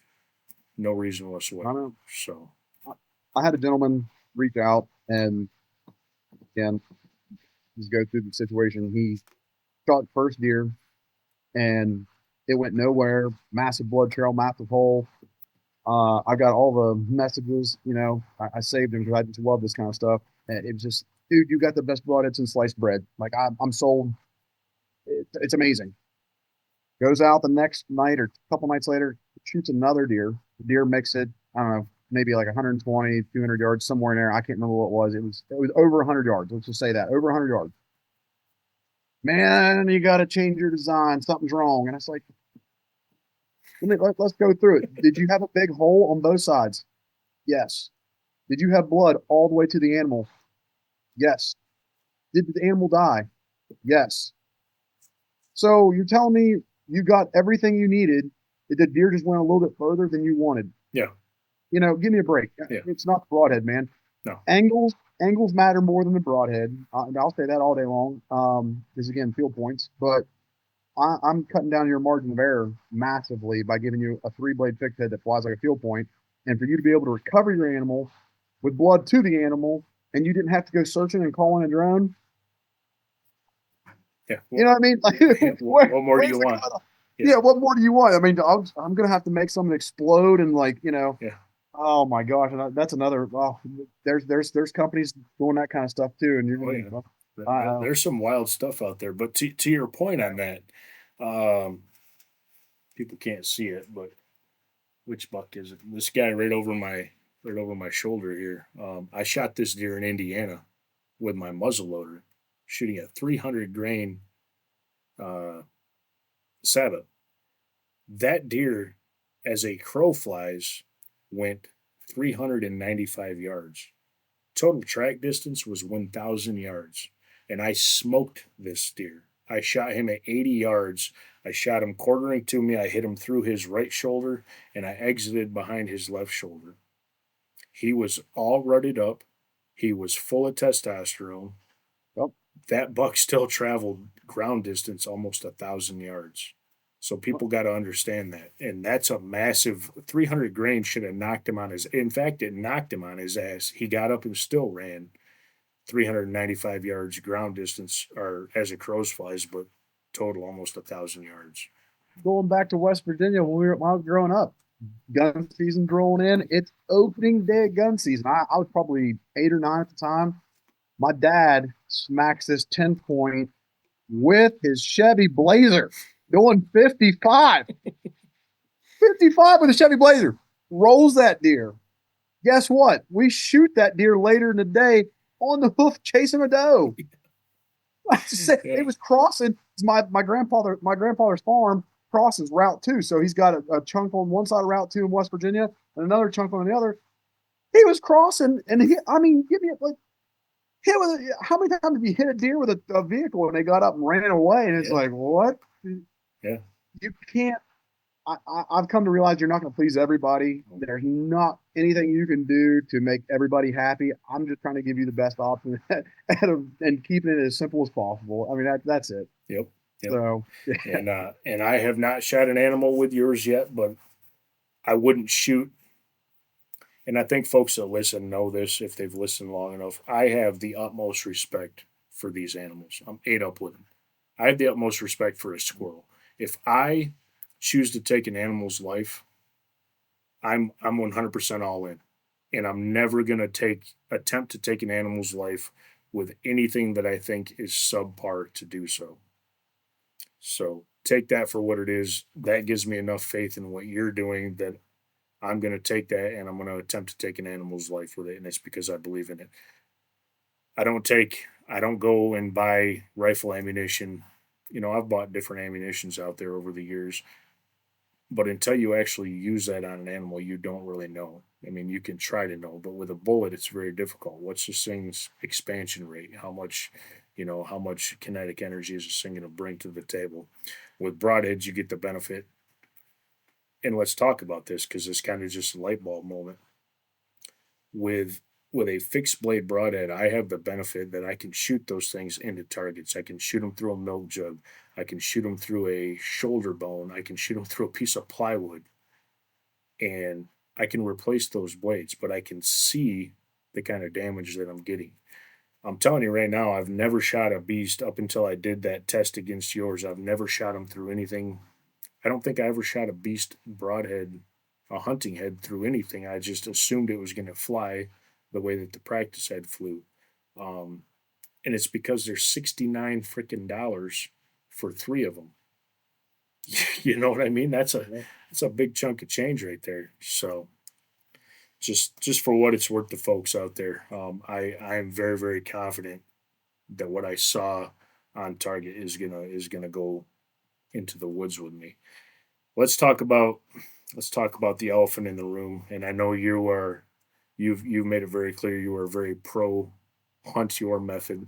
I'm not a huge crossbow fan. I don't have anything against them. I feel like we're getting into some weird territory when it comes to archery hunting and a crossbow. But I digress.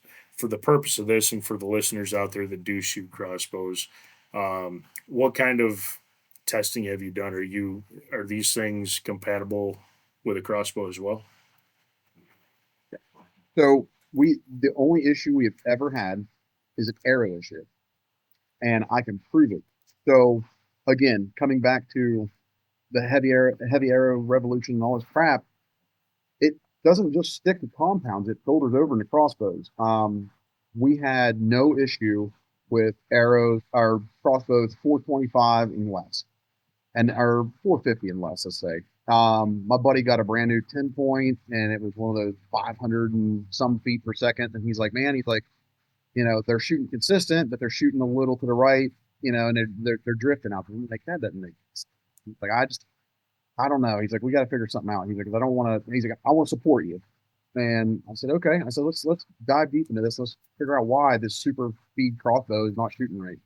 It should be shooting fantastic. I've never had a crossbow issue until we got into that 500-foot range. So we start looking, and I'm checking stuff out, and I'm like, man, everything should be flying good. What the heck's going on here? Arrows. I took his arrows that he had, and I got rid of them. I bought a set of quiver liquor crossbow bolts, which I know are extremely stiff, and they're built just better.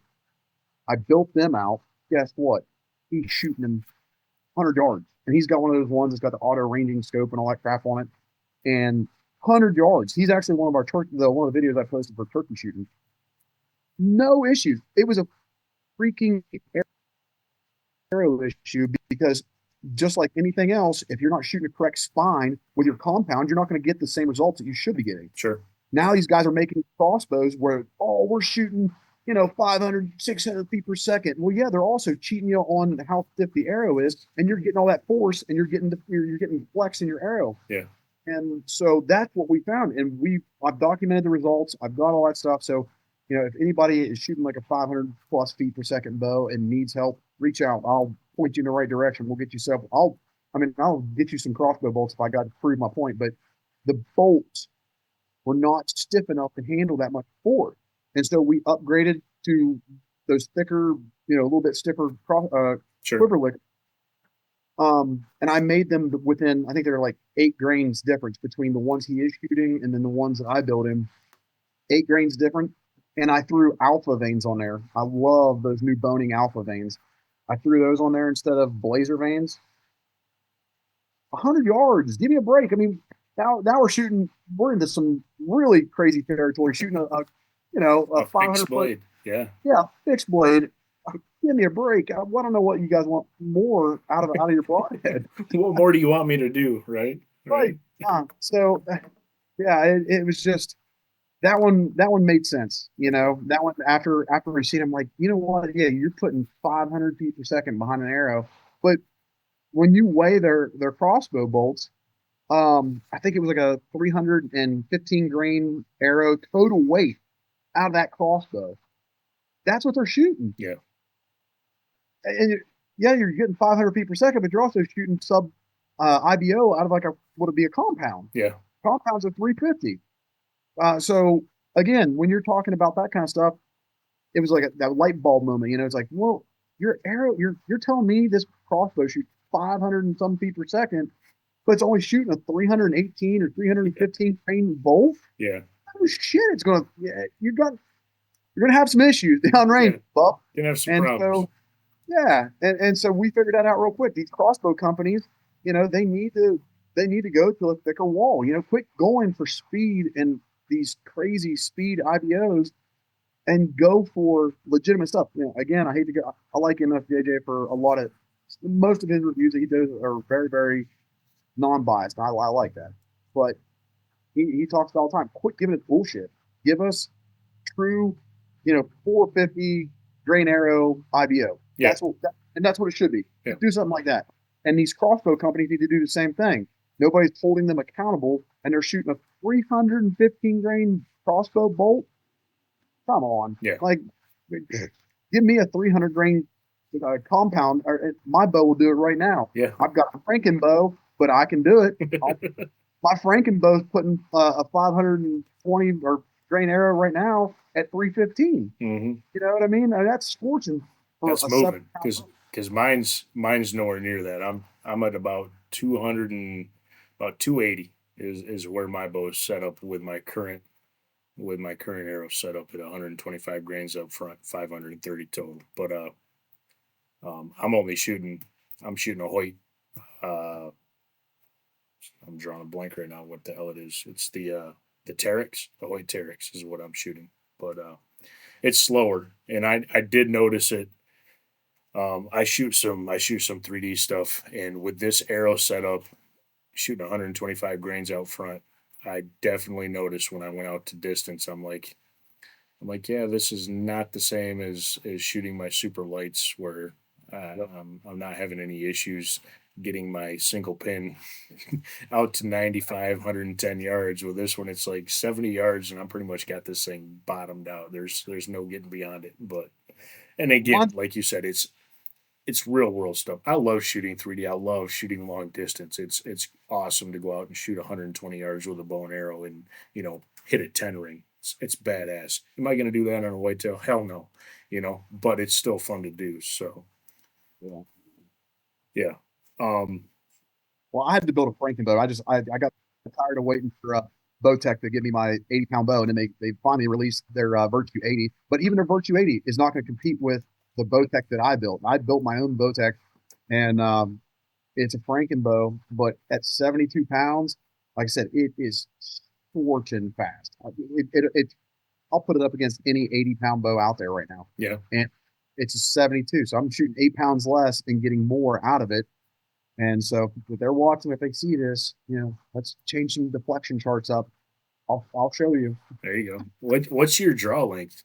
29 and a half. Okay. Yeah.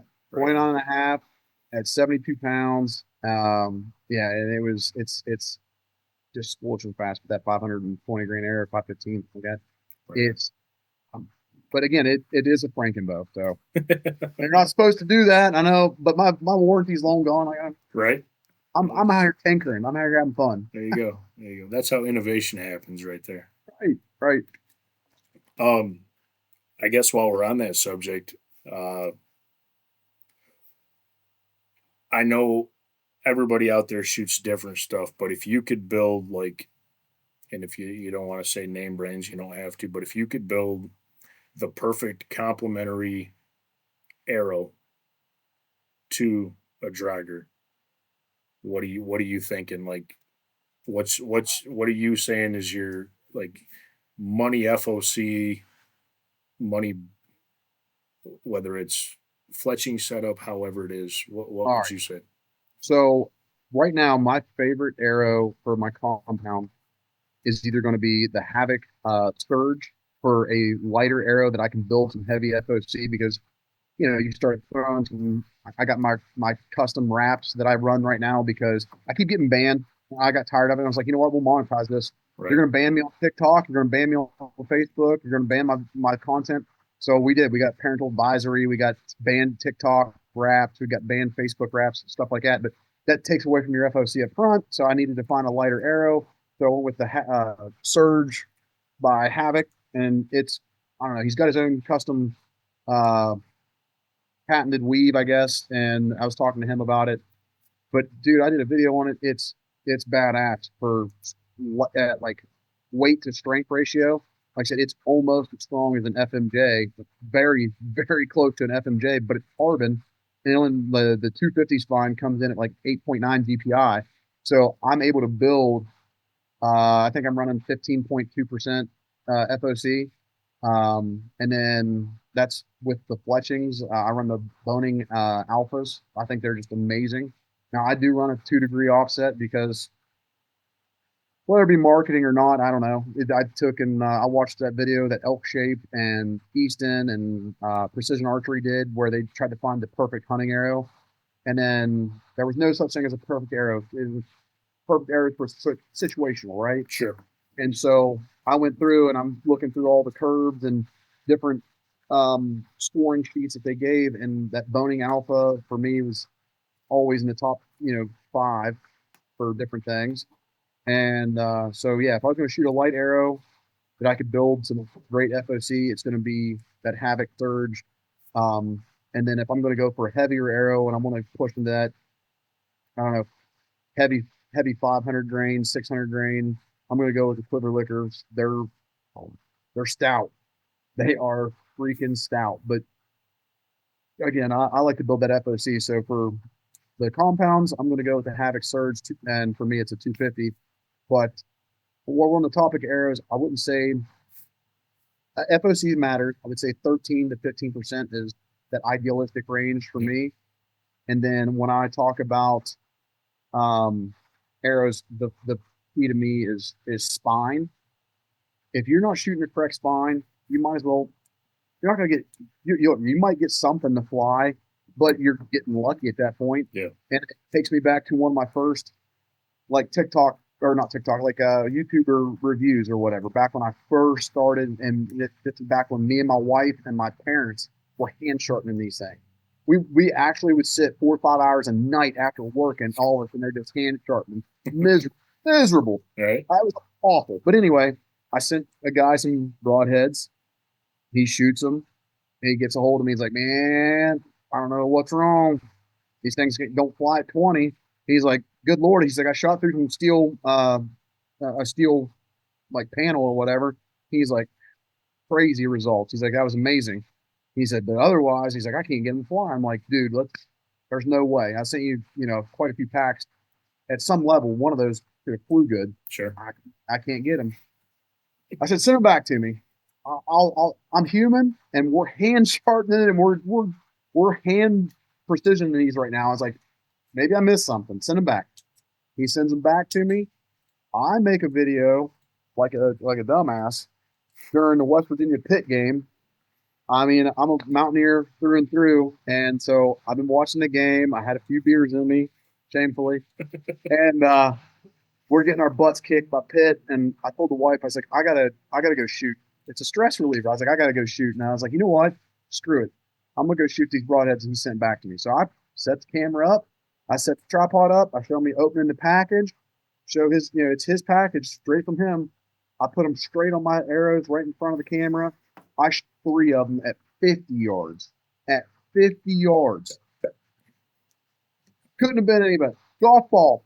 Yeah. I mean, I'm like, oh, I'm real frustrated at this point because now he didn't post any of the content, and that's on him. Whatever, I appreciate it, because once I saw those results, then it's going to become a he said she said thing. But I reached out to the guy and I said, hey, listen, I just shot these at 50 yards, and I just dropped a golf ball.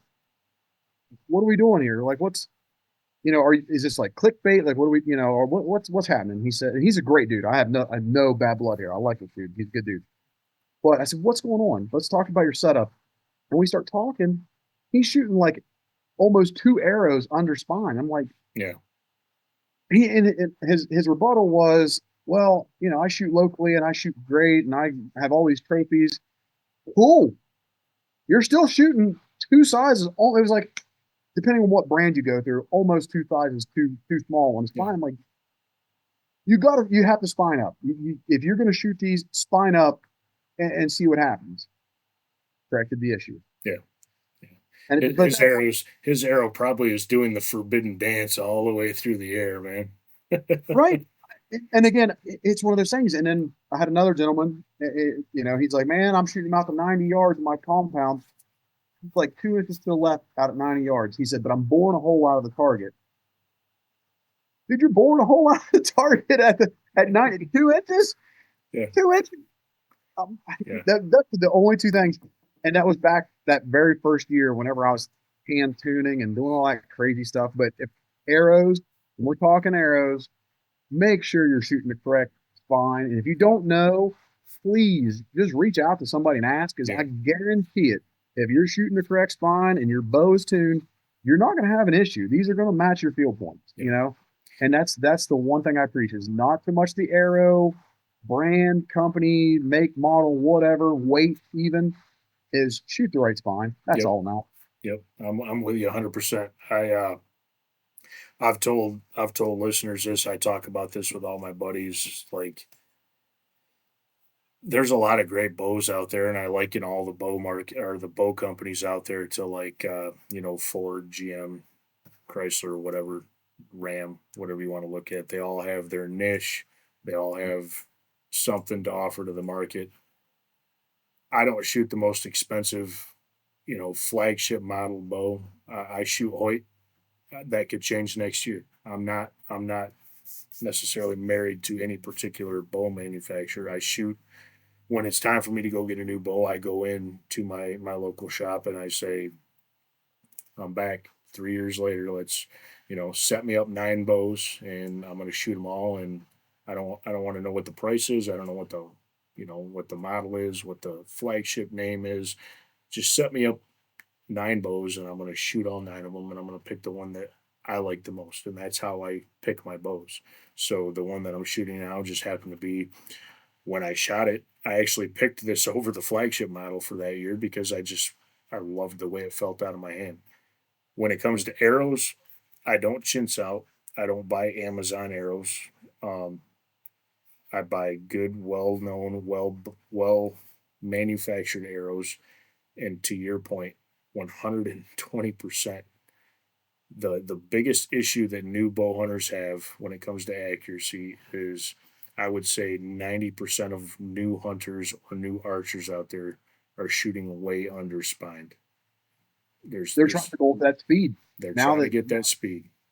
Now that heavy arrow trap has kind of like went away, and these guys are going speed and they're cutting corners. Well, you start cutting corners, kind of like crossbow companies cutting these corners, shooting these light arrows that are thin walled and they're not stiff enough to handle the force. You're going to have that downrange, and it is what it is. So again, if you're wanting to build some heavy FOC and keep a lighter arrow, I've got my preference because I've seen it, I've tested it, I've done some reviews, and I like that Havoc Surge. It's disgusting for strength to weight ratio. And if you want to go for something stouter and you're looking to really put some penetration in inches and you really want to go for that heavy arrow, I quiver liquor all day long. Yeah. I mean, it's again, those certain weaves, again, wall diameter, those things all add up to some degree. And I can't preach it enough. You shoot the right spine, shoot a good arrow, and there's a lot of name brands that are good. But I got stuck. I mean, this is HLR right here. I got stuck, looking for that light arrow that I could build that FOC. But then that HLR, it's got such a thin wall.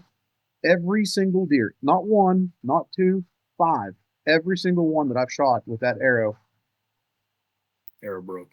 Yeah. So, and it's like, what's the deal?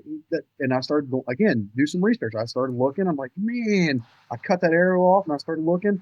The wall diameter, or the wall thickness, is so much thinner than these other ones. Yep. So again, they're giving up strength for the light arrow, and it's not you're cutting corners. Yep, 100%. I would. I'd much rather shoot me personally, I'd much rather shoot a little bit slower feet per second and know that my arrow is going to be intact exiting the animal, because I don't want to lose any of that kinetic energy at all. So, well, and if you don't mind, I'd like to talk about the bows. Like you brought up, you bought a bow that wasn't a flagship. To this day, I got it laying here behind me, my 2007 82nd Airborne from Bowtech. my first bow that I ever purchased with my own money, and I worked my ass off to get it. That bow is a single limb design, not split limb. It's got a whisker biscuit on it, and it's got a freaking Walmart. I think it was like maybe, well, I think it's like a Trophy Ridge site. Yeah, but at the time I got it at Walmart. Dude, I could pick that bow up right now, and it's got dust on it. It's got new string, but dust on it. I'll go down there and I'll shoot 80 yards all day long. Yeah. No problem. And then I think about new bows, and again, we go back to marketing, gimmicks, and all this crap. These new bows need so much shit on them that it becomes a hassle. Yeah. And if one aspect goes wrong, I shoot like with my Franken bow. I shoot the Hamsky Epsilon limb drive rest. I shoot, it's a hog, spot hog site that I've kind of customized myself to make it where it is. And then I had all these freaking stabilizers on it to weight. I had weights because again, I couldn't get it just right. And every time, so I started looking at my old bow. I'm like, why can I pick this old bow up? It's just got a cheap stabilizer, a cheap sight, a cheap, whisker biscuit on here. I could pick it up and shoot it 80 yards and not have any issues. But here I am doing all this fine tuning like a freaking clown to make my new bow shoot good, because every single aspect is moving just like a mechanical. Yeah. It's like you get too much going on and you don't keep it simple, you lose in the long run. Something goes wrong on a destination hunt, you're out. Yeah. So like, and I love Hamsky. I have no issues with them. They're awesome. But I had a bolt that actually had sheared. I don't know if it was me over tightening it. I don't know. It's probably me being a meathead and just, dump redneck. I sheared it off in there somehow or another or something, but it rattled loose, and my groups went from shooting, I could shoot 80 yards no problem, to I couldn't shoot 40 yards, and my groups opened up like a basketball. I'm like, whoa. Yeah. And the bolt was on the inside, couldn't find it.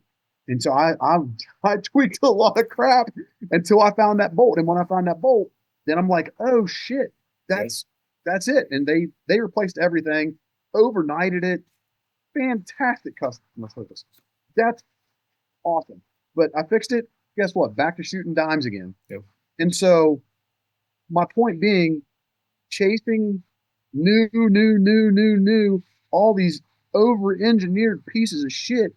Just give me something where it works. Yep.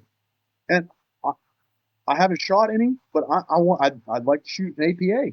They're keeping it simple. Okay. They have straight limb design. I've talked to those guys a couple of times. I'm super, super intrigued with what they're doing there. I really am. Cool. Yeah. They're just, hey man, here it is. And guess what? You can tune it here, you can do this.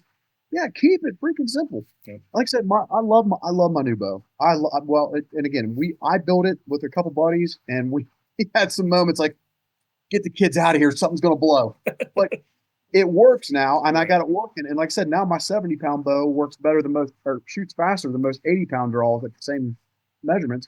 But if one little aspect in that whole system is off, the whole thing is shot. Yep. Yeah, everything shot. So I'm to the point now with bows in general. I'm about to just say I probably won't buy a new bow ever. And then when you're talking about setting 9 of them up, shooting them, I couldn't agree more. Go. When we went to the ATA show 2 years ago, well, we've been the last 2 years, and I won't go again. But when we went those last 2 years, the first thing I did is I want to go shoot new bows. Like, let's just go, but shoot them with your eyes closed. It's like you were talking about that feel. Shoot with your eyes closed. Feel that bow. Feel it release. Feel the vibration. Don't get caught up on watching. Just get on target.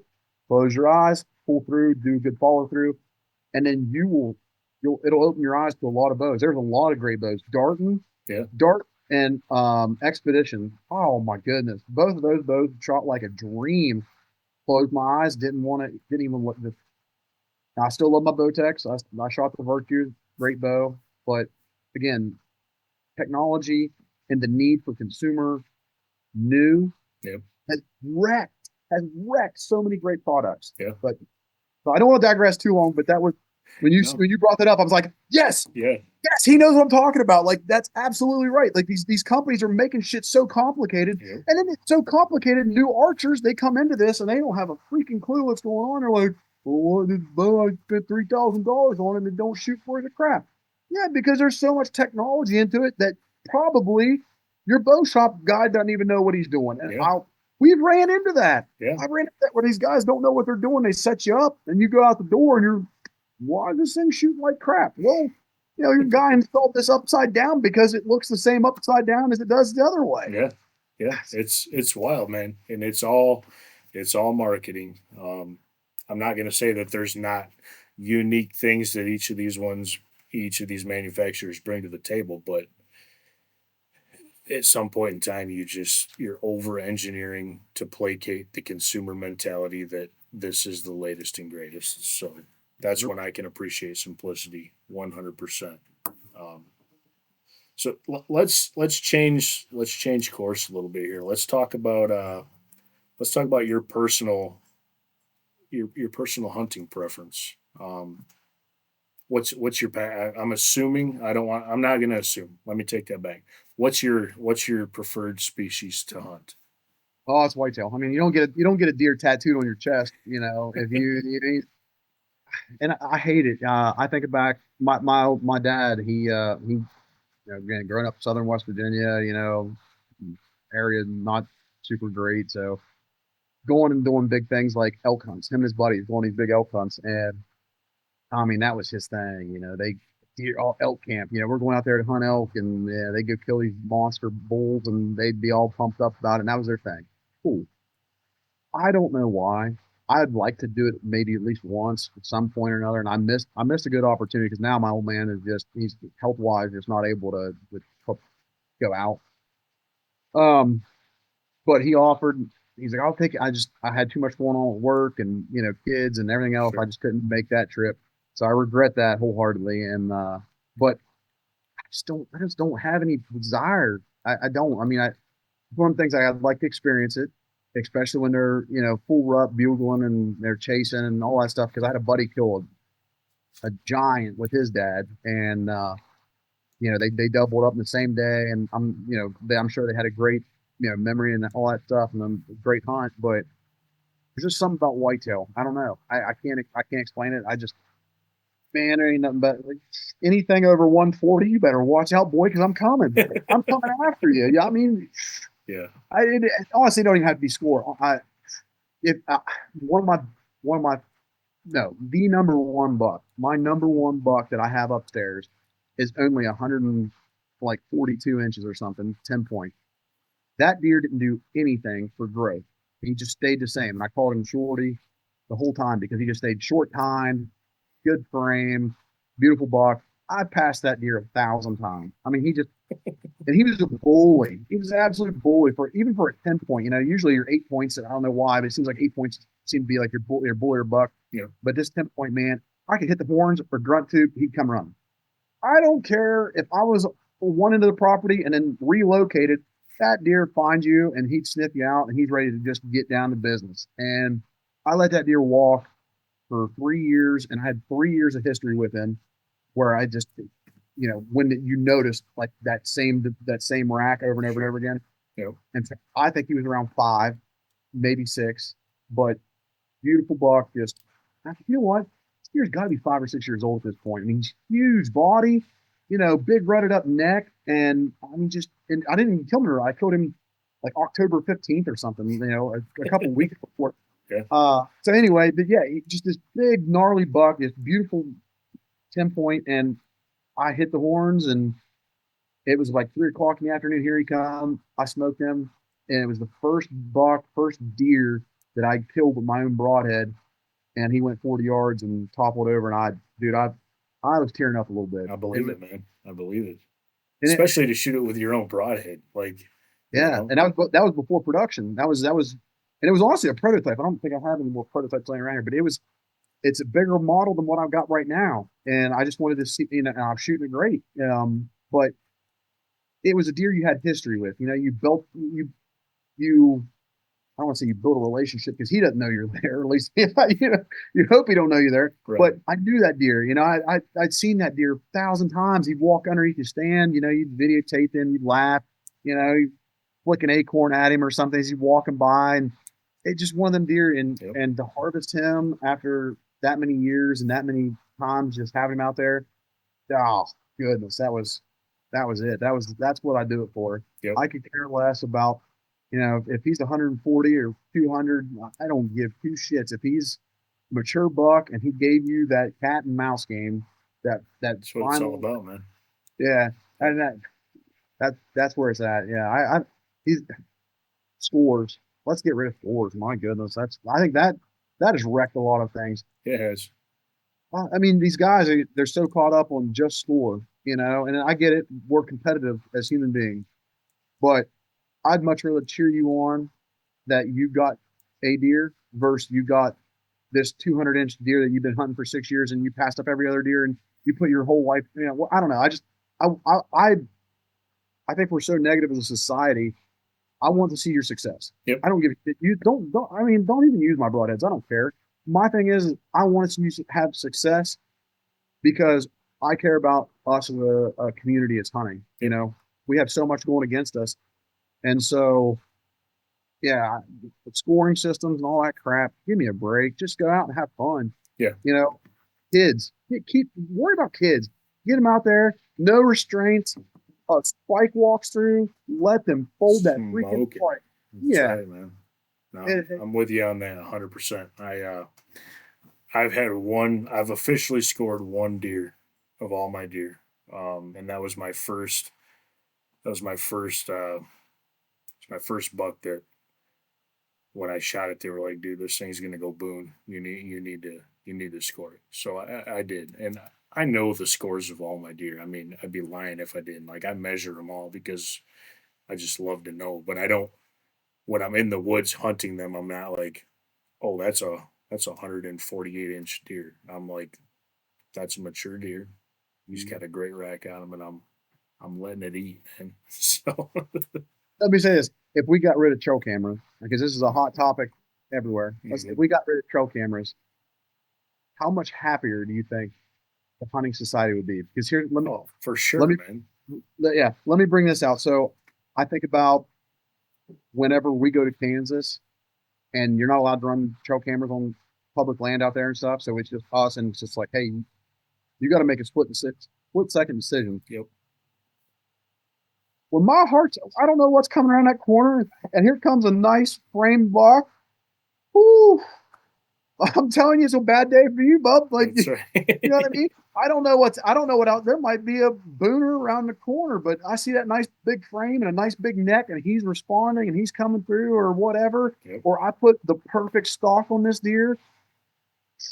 Yeah. That blows score out of the water. But we've wrecked ourselves because you see these hunters on TV hunting these utopian style properties that have, you know, these deer haven't even seen a human probably their whole entire life. You know, they're secluded on a 6,000 acre parcel, and these guys got there and smoke it out of the tree because they have so many cameras. They know where that deer's, you know, taking its third piss of the day at. You know what I mean? Yep. So I just, to me, let's get rid of that stuff. And again, trail cameras are great for building inventory and looking at that stuff. But if you didn't have that inventory, sure, how would your hunting change? Yep. I love running trail cameras. I run them on my private property. I run them in a couple public land places I hunt. But to your point, my favorite hunts and my favorite successes when I've actually harvested an animal comes in the moment when I'm just in a tree and I'm like, I don't even know what's out here. I know there's sign. I feel confident that I picked the right spot, but I don't know what's coming. Is it going to be a 5-year-old 100-inch deer, or is it going to be a 3.5-year-old 140? I don't know. I don't know what's coming, but I love it. Right. I think it takes us back to that again. I mean, all cat and mouse, but it takes you back to that. Hey, you put in the effort to search for that sign. Yep. You, at this point in your game as a seasoned hunter, know what you're looking for to find a mature buck. You know, you're looking for certain aspects, pinch points, certain types of sign, that little off trail that's not on the main trail, like certain things just tip you off like, hey, that's a mature buck. It's probably using this versus going out there and it's like, well, he's not hitting this trail camera today or blah, blah, blah. No, get out there and hunt. I'm not going because he hasn't showed up on cam in 3 days. No, get out Like, there and hunt, man. Get out there and hunt. Absolutely. We already talked about this, but I mean, you just hit it again. The hunting culture, the hunting public out there, the folks that are out there doing it.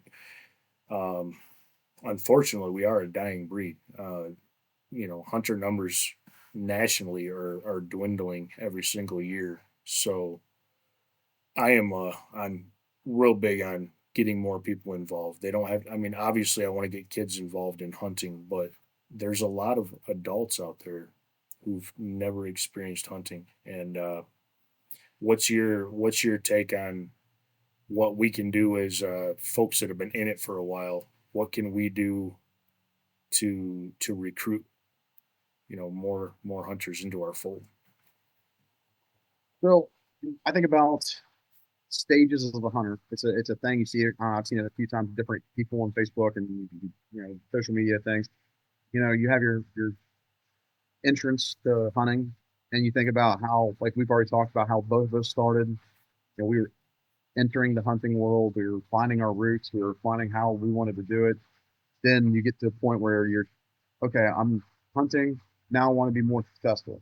Then it goes from being more successful to be like, I want to kill just trophy deer. That's it. Focus on that one deer, put all effort into it. And then once you get through that phase, it's how I can bring somebody else in.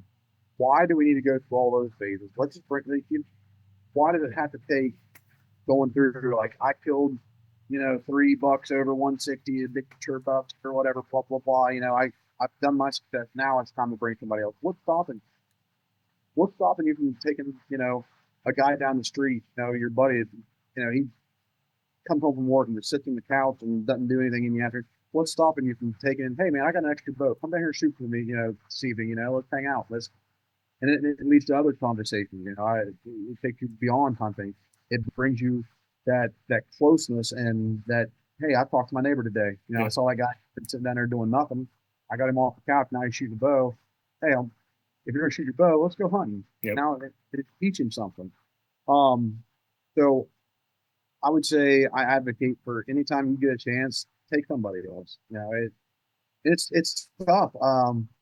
Growing up, back to my West Virginia, we'd go down, meet at the community center, we'd eat, we'd have conversation, we'd go do things, and guys would hunt together.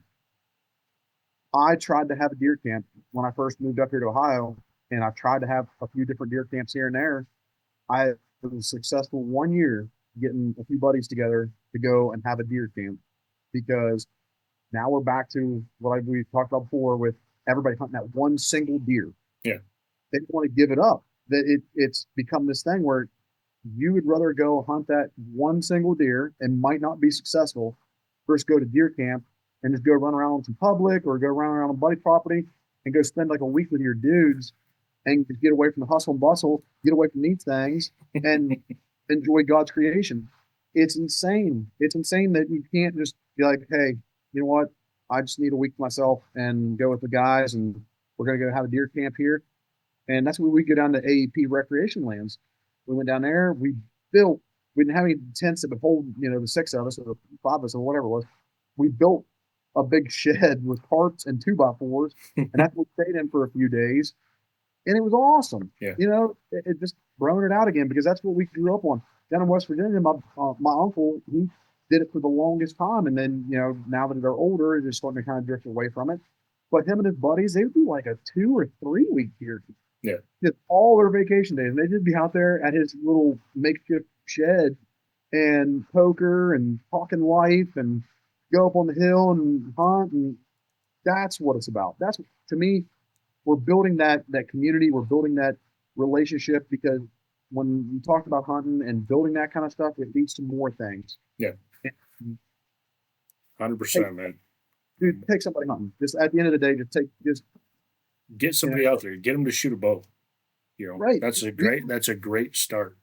We're just too competitive. We're Yeah. just too competitive. Yep. Everybody, you got a good spot on public land, and you're going to get fired up. Somebody comes walking in there. That's crazy. Yeah. I That's used to get so pissed when I'd run into people on public, and now it's like, it doesn't bother me anymore. In fact, and I talked about this on one of my previous episodes, last season, I had torn my bicep tendon, so I couldn't bow hunt until like almost November, and it was killing me.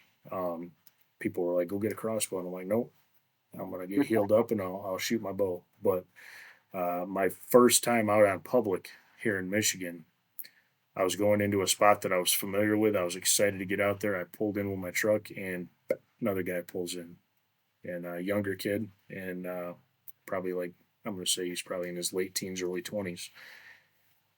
10 years ago, I'd have been like, son of a bitch, this guy's going to come here and screw my spot up. But, now I'm like, hey, where are you thinking about heading into? And he was kind of like hesitant to tell me. And I'm like, I'm not looking to steal your spot. I'm like, I know this area. I don't want to screw your hunt up. So where are you going? And he told me, and I knew exactly where he was going. And I was like, I tell you what, I want you to have a good hunt tonight. I'm going to make a recommendation to you that instead of stopping where you're going to stop, go 200 yards farther down and set up. I'm going to go 2 miles away and I'm going to go hunt some property I've never been on. But if you go 200 yards further than where you planned on stopping, I think you're going to have a better hunt. And he was like so excited. He's like, man, I appreciate that. So it's things like that as you mature in hunting, as you go through the stages, like you had said, those are meaningful. And I haven't talked to the guy since, but I hope he had a great hunt. And I hope 10 years from now, he's able to do that for somebody when he's out on public land, where he's excited to go to a spot and some younger kid shows up and he's like, go hunt here, man. I think you'll have a great hunt. I'm going to go try something new. So I love it, man. Something that's been talked about here in Michigan, and I told you about this early on, where there's been a lot of talk about switching to a one buck state, which I think is long overdue, not just for hunter satisfaction and for the health of the herd, but it's the right move. In my opinion, it's the right move for basically any whitetail state. I think it's the way to move forward. But specific to Michigan, a lot of folks are really, really adamantly against it. And when you listen to them talk about why they're against it, they'll say a lot of words and then it will all come back to me. Me. You're taking away my opportunity to shoot another buck. What about my hunt? Me. And I understand that. I'm not going to sit here and say, like, the hunting isn't about me. Obviously, I hunt because it's an enjoyment to me. But when I listen to folks talk about that and then they say, well, I'm not going to go to my deer camp every year in northern Michigan anymore because I only get one buck and I'll be tagged out with my bow in October. And I'm like, really? Your whole satisfaction of the hunt comes down to the fact that you have to have that buck tag. You can't go to your camp with your buddies in northern Michigan and spend a week up there with a doe tag in your hand and just have fun and bring a buddy to a spot that you've gone to for 10 straight years and have had great luck and let him sit there and see if he can get that opportunity. To me, that's just backwards thinking. And it's unfortunate, but we'll see where this goes in Michigan with all this.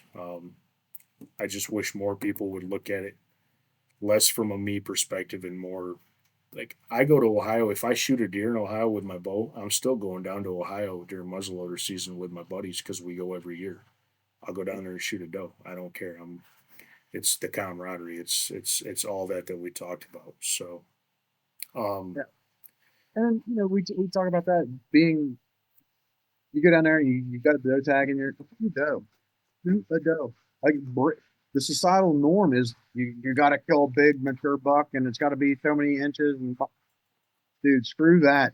Go kill a doe. Yeah. What are you less of a man because you killed a doe? Like, give me a break. It's so much focus on killing bucks that I think, in my opinion, it screws up the herd. Yeah. And like you talked about, you go out there and you kill 2 bucks.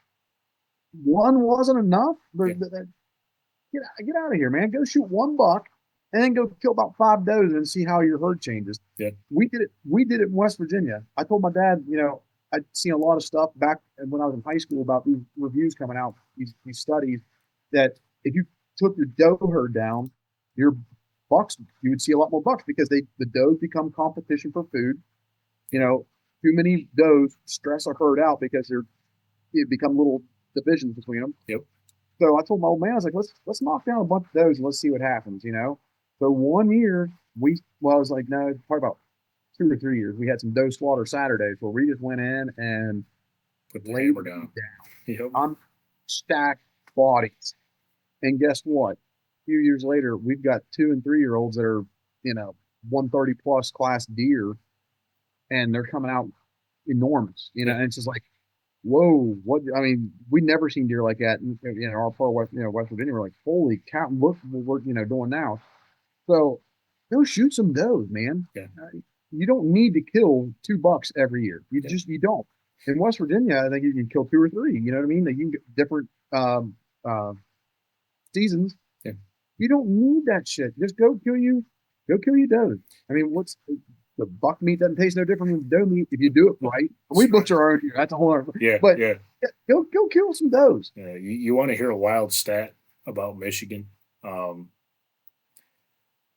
So the lower peninsula has been, you can get 10 antlerless tags per season.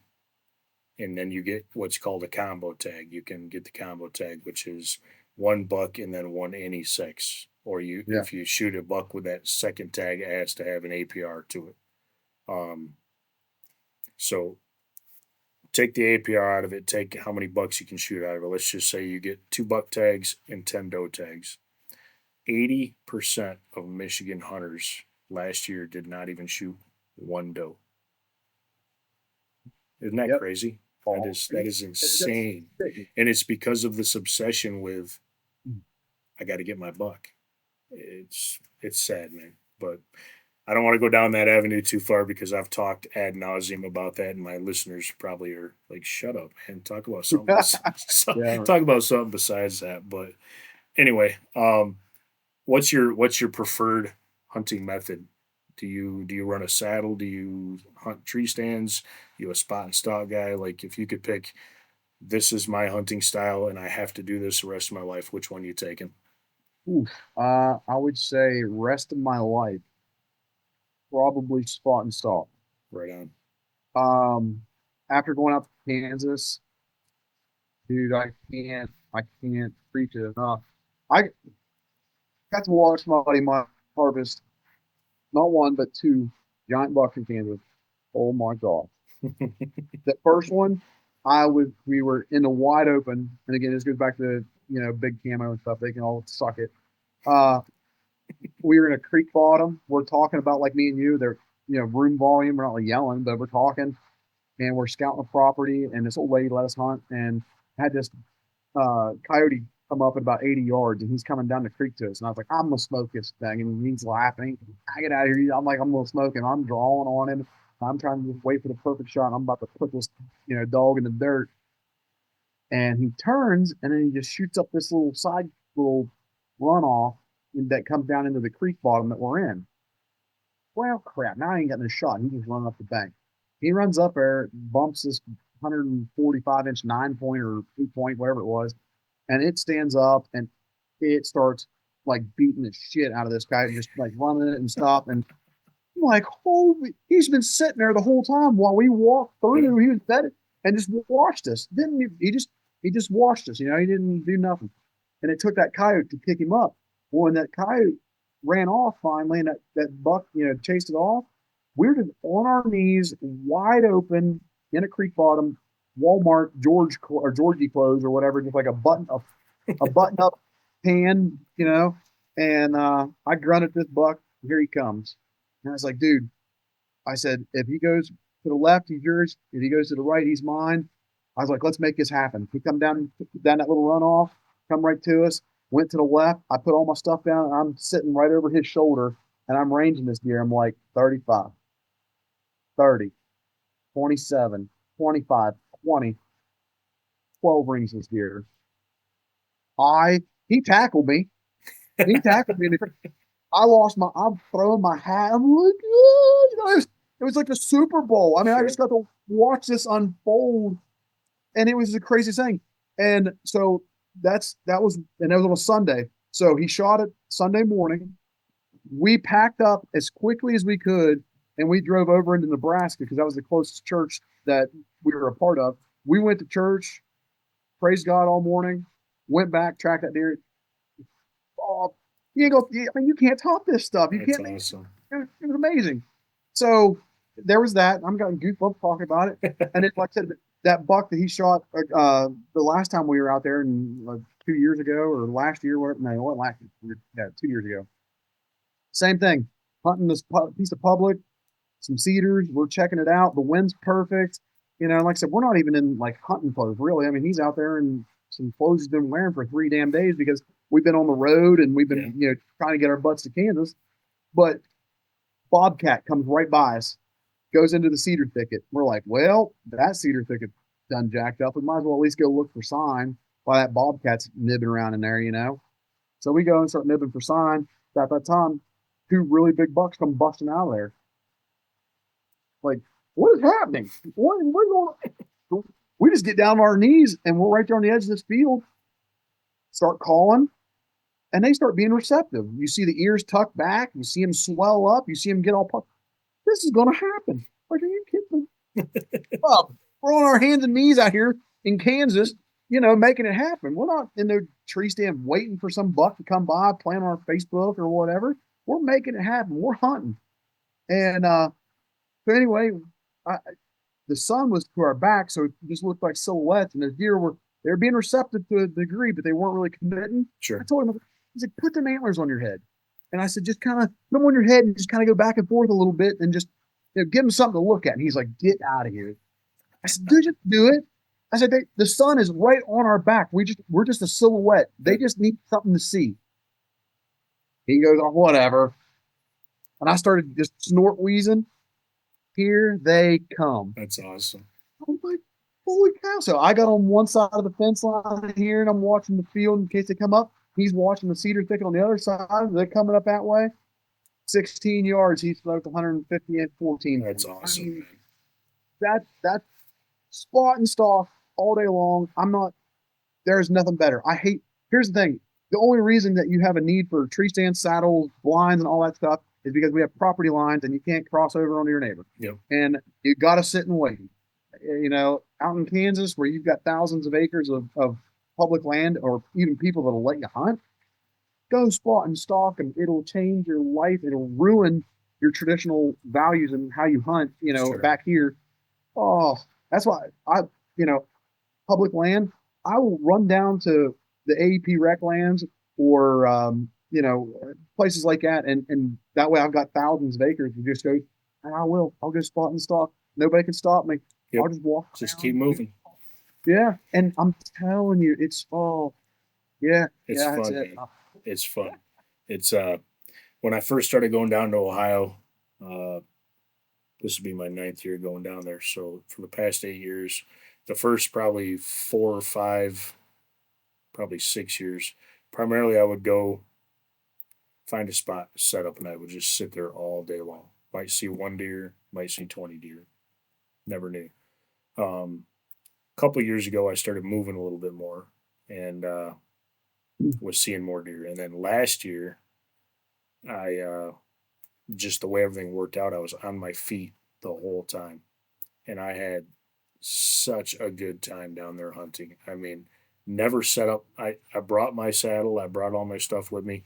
Never set up one time unless I was like setting up during a stalk. It was phenomenal. It's my favorite way to hunt. But like you said, like here in Michigan, a lot of the public I hunt here is relatively small, so you're going to run out of space pretty quickly. But if you can get yourself in places where you have, several hundred acres or thousands of acres, don't limit yourself. Don't pigeonhole yourself.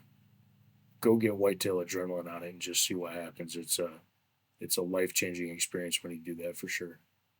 Yeah. And don't get me wrong, there's definitely situations where we've been out in Kansas and we found like a spot where we know these deer are crossing and Sure. we know a big buck's going to be coming through.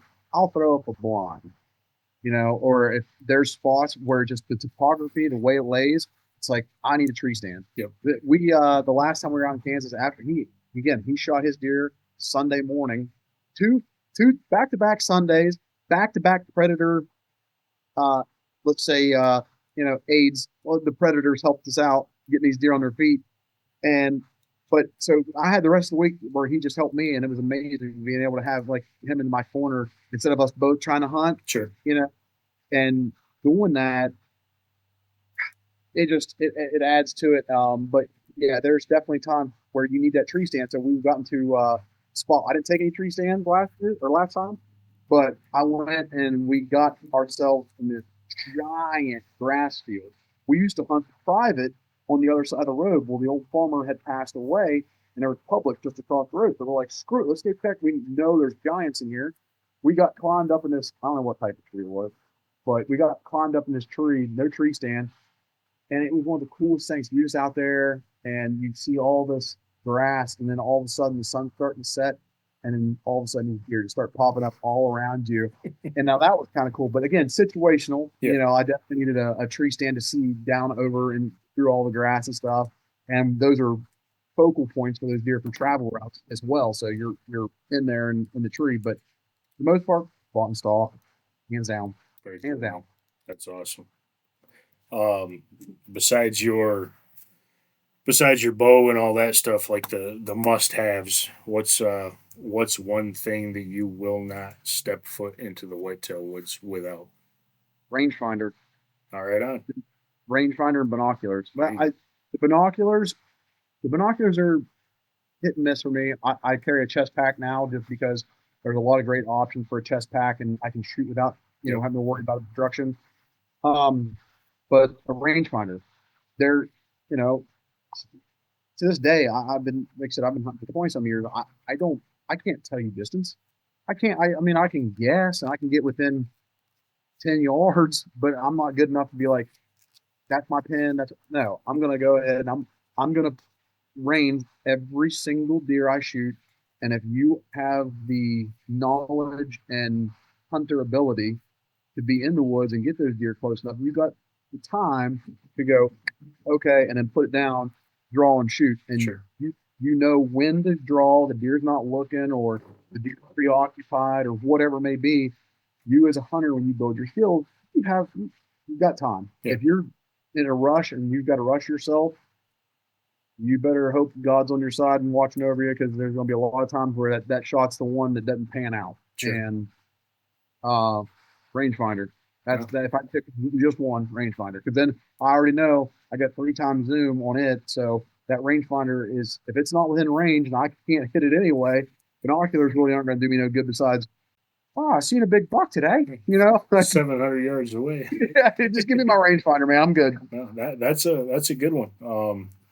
I don't think I've ever had anybody say rangefinder, but it makes sense, especially so like when I'm set up in a tree, and I guess I would still need it, because anytime I set up in a tree, whether I'm hunting public or my private land, the first thing I do, I get in my tree, I get settled in, I always say a prayer, and then the very next thing I do is I get my rangefinder out and I range and I make mental notes. That tree's at 27, that tree's at 32, 15, 48, right?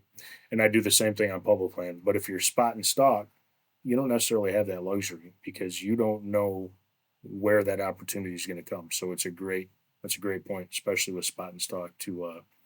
That'd be a great piece of equipment to make sure you don't miss out on. My go-to, if I had to only pick one thing, it's always my grunt tube. But I think the rangefinder's a great idea as well, for sure. Let's see here. We've covered quite a bit here. How long have we been going? Man, we've been talking a lot. This is the beauty of when you get into great conversation and you're talking about stuff you're passionate about. You're like, yeah, we'll talk for an hour and a half, and then you look and it's like, oh, it's been almost 3 hours. But let's Yeah, when you dive into this stuff, yeah, I'll nerd out all night long. I can't help myself. You give me a campfire and some beer, we'll be talking. yeah. For sure. So I'm going to put you on the spot here, I guess. love the product, love what I've seen out of it, love the conversation. I love the conversations we've had off air as well.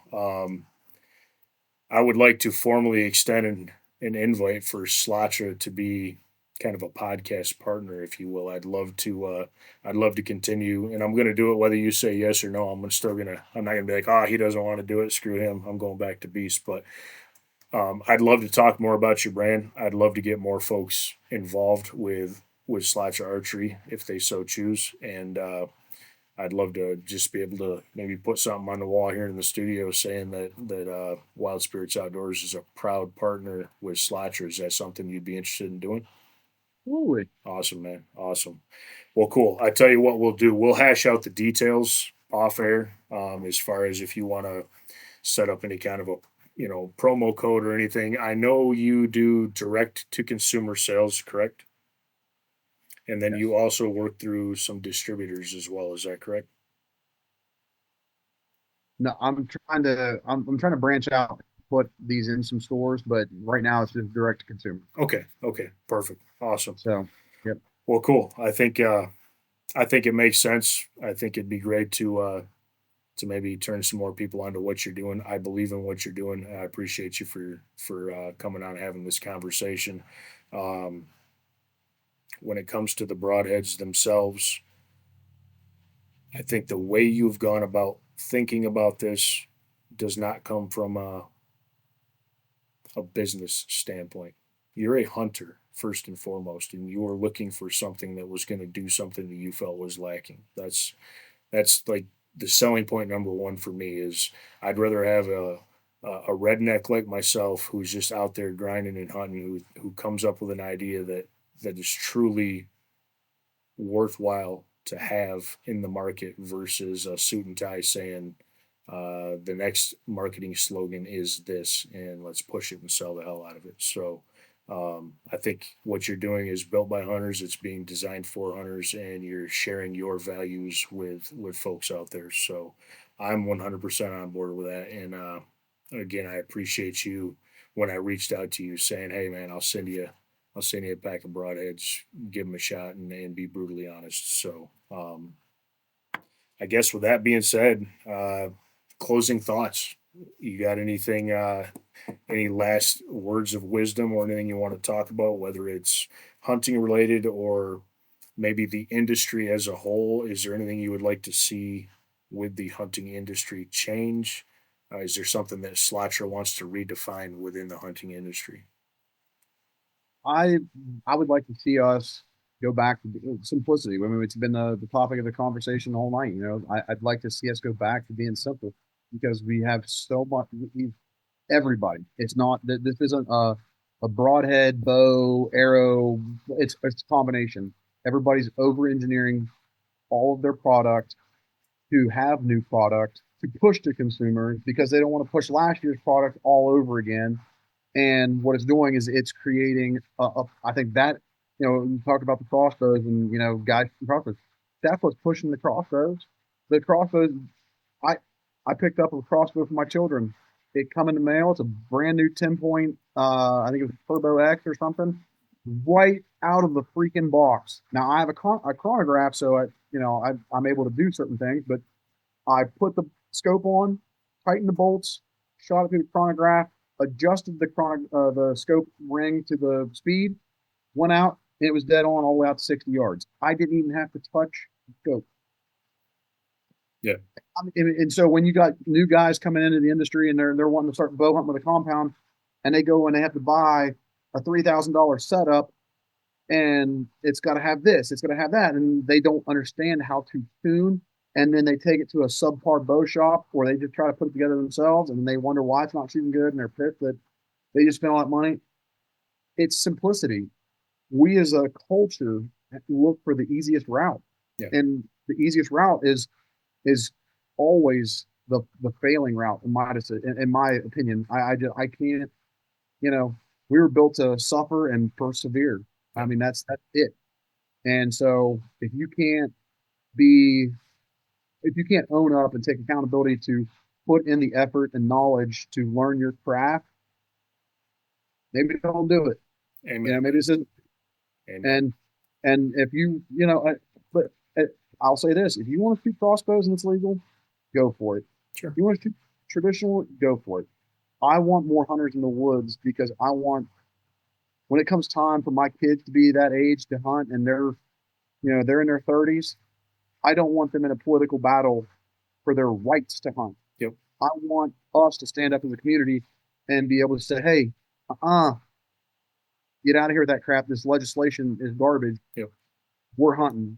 Yep. My kids are who I got to think about, my grandkids. Yep. And if we don't have hunters in the woods because we have competition and we have this division of what's right and what's wrong because you have some weird moral conflict with that guy, he's totally capable to hunt with a compound. Why isn't he? Maybe that dude was like me. Maybe he's a coal miner working 12 hours a day and doesn't have time to go and do all the crap. It don't matter. We have backup, we have support, and we need to be back to being a community. So I guess I would say simplify the industry, get rid of all this crazy technology just because you want to push a product down people's throat. Don't look at marketing. Marketing is crap. And I mean, I say that from an aspect where I don't have the funds to push mine, but I don't feel like I have crap. I have a great product. I just don't market it because I don't have the big backing. I'm a coal miner from Ohio and West Virginia, and I am what I am. I got what I got. And I tried to, like I said, I tried to build a Broadhead 400 versus building a new and improved this, whatever, and push the marketing aspect of it, and then come back as a community. We have to have a community. If we don't have each other and we're not pushing for each other's support and success, we ain't got anything. We might as well just be against each other and just shut the whole thing down. I mean, we have ruined ourselves. We are a self-destructing nature as human beings anyway. We're always against each other, competition, this, that, or whatever, all these different reasons. We need to come back together as a community and be like, hey, it's time for us to stand up and fight the machine. And hey, this legislation's crap. This is what we need.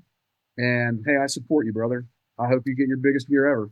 It's badass, man. I got a little goosebumps when you're talking because I'm like, yeah, man, and it makes me think about things too because I've been pretty vocal about where I stand on crossbows, but and again, to me, it's not the same as bow hunting. But you make a great point. Not everybody has. I work a lot of hours, but I am very passionate about bow hunting, so I carve out time to become very, very good at bow hunting. And I understand not everybody can. So if you're going to crossbow hunt, be the most badass, accurate crossbow hunter you can be. If you're going to shoot with a recurve or a longbow, be the most badass, accurate, traditional hunter you can be. And if you're going to shoot with a compound, do the same. So awesome, man. Well, I tell you what, we'll hash out the details, and I'll make an official announcement to folks that are listening if they want to check SLATRA out. We'll get the website link put up in the show notes, and if you want to set up any kind of a promo code or whatever, we'll hash all that out. But I really do appreciate you jumping on, telling me your story. You are a salt of the earth guy, man, and I see a friendship coming out of this, not just a hey, let's talk about hunting. So I'm excited to see where this goes, and I'm excited to see where SLATRA goes, man. Thank you. I appreciate your time, and like honestly, the review gives me goosebumps. I really pride myself on the reviews and getting honest feedback. And when I see you take and look at it and actually give it a chance versus some of the other reviews that some of these, again, YouTube scares me because I feel like there's a lot of clickbait. It does. I feel like there's a lot of clickbait, and again, the negativity just around us. People would rather see, oh, that guy sucks. Oh, I knew it. Like they jump on that bandwagon. And I've had 2 bad experiences, and I was able to prove both of them kind of looked dumb after, like, hey man, here's why you're upset, and we can fix this. But I genuinely appreciate the review, and like I said, with all my customers, I always tell them the same thing. Send me, I don't care. You send me reviews, you send me, your honest opinion, your pictures, everything you got. I will ship you a free pack of Broadhead or blades, depending on what we get, as a thank you. I have no problem with that. I will hook you up, man. So instead of just buying 1 pack, you got a chance of getting, a pack or 2. You know what I mean? And I do. I pray for every one of my customers' success. I know it sounds kind of dumb to some people, and but I do. I do. I pray every time I send an order out, and Lord, please watch over them and help them make a good shot and harvest their animal. Because if they don't, it always comes back to me. Yep. At the Broadhead, and then so and I do. I pray to your point, we need to come together. And when it comes to social media, whether it's Facebook, Instagram, TikTok, YouTube, too many people are chomping at the bit to watch somebody fail. So stop hoping somebody fails and hope that they're doing something that's going to make them a lifelong hunter. So awesome, man. Any last parting words? I can. I mean, I'm good. This will drag on way too long. I'm good now. Awesome. Well, cool. We'll wrap it up there, folks. Thanks for tuning in. This is Wild Spirits Outdoors. Take care. Thanks for tuning in to Wild Spirits Outdoors. We appreciate you joining us on this journey. Don't forget to like, follow, and share wherever you get your podcasts. It helps us grow the tribe and keep on chasing the wild. Stay connected with us on Facebook and Instagram at Wild Spirits Outdoors, and also on YouTube at Wild Spirits Pod. You can also head over to www.wildspiritsoutdoors.com for more content. Until next time, chase the wild, feel the spirit,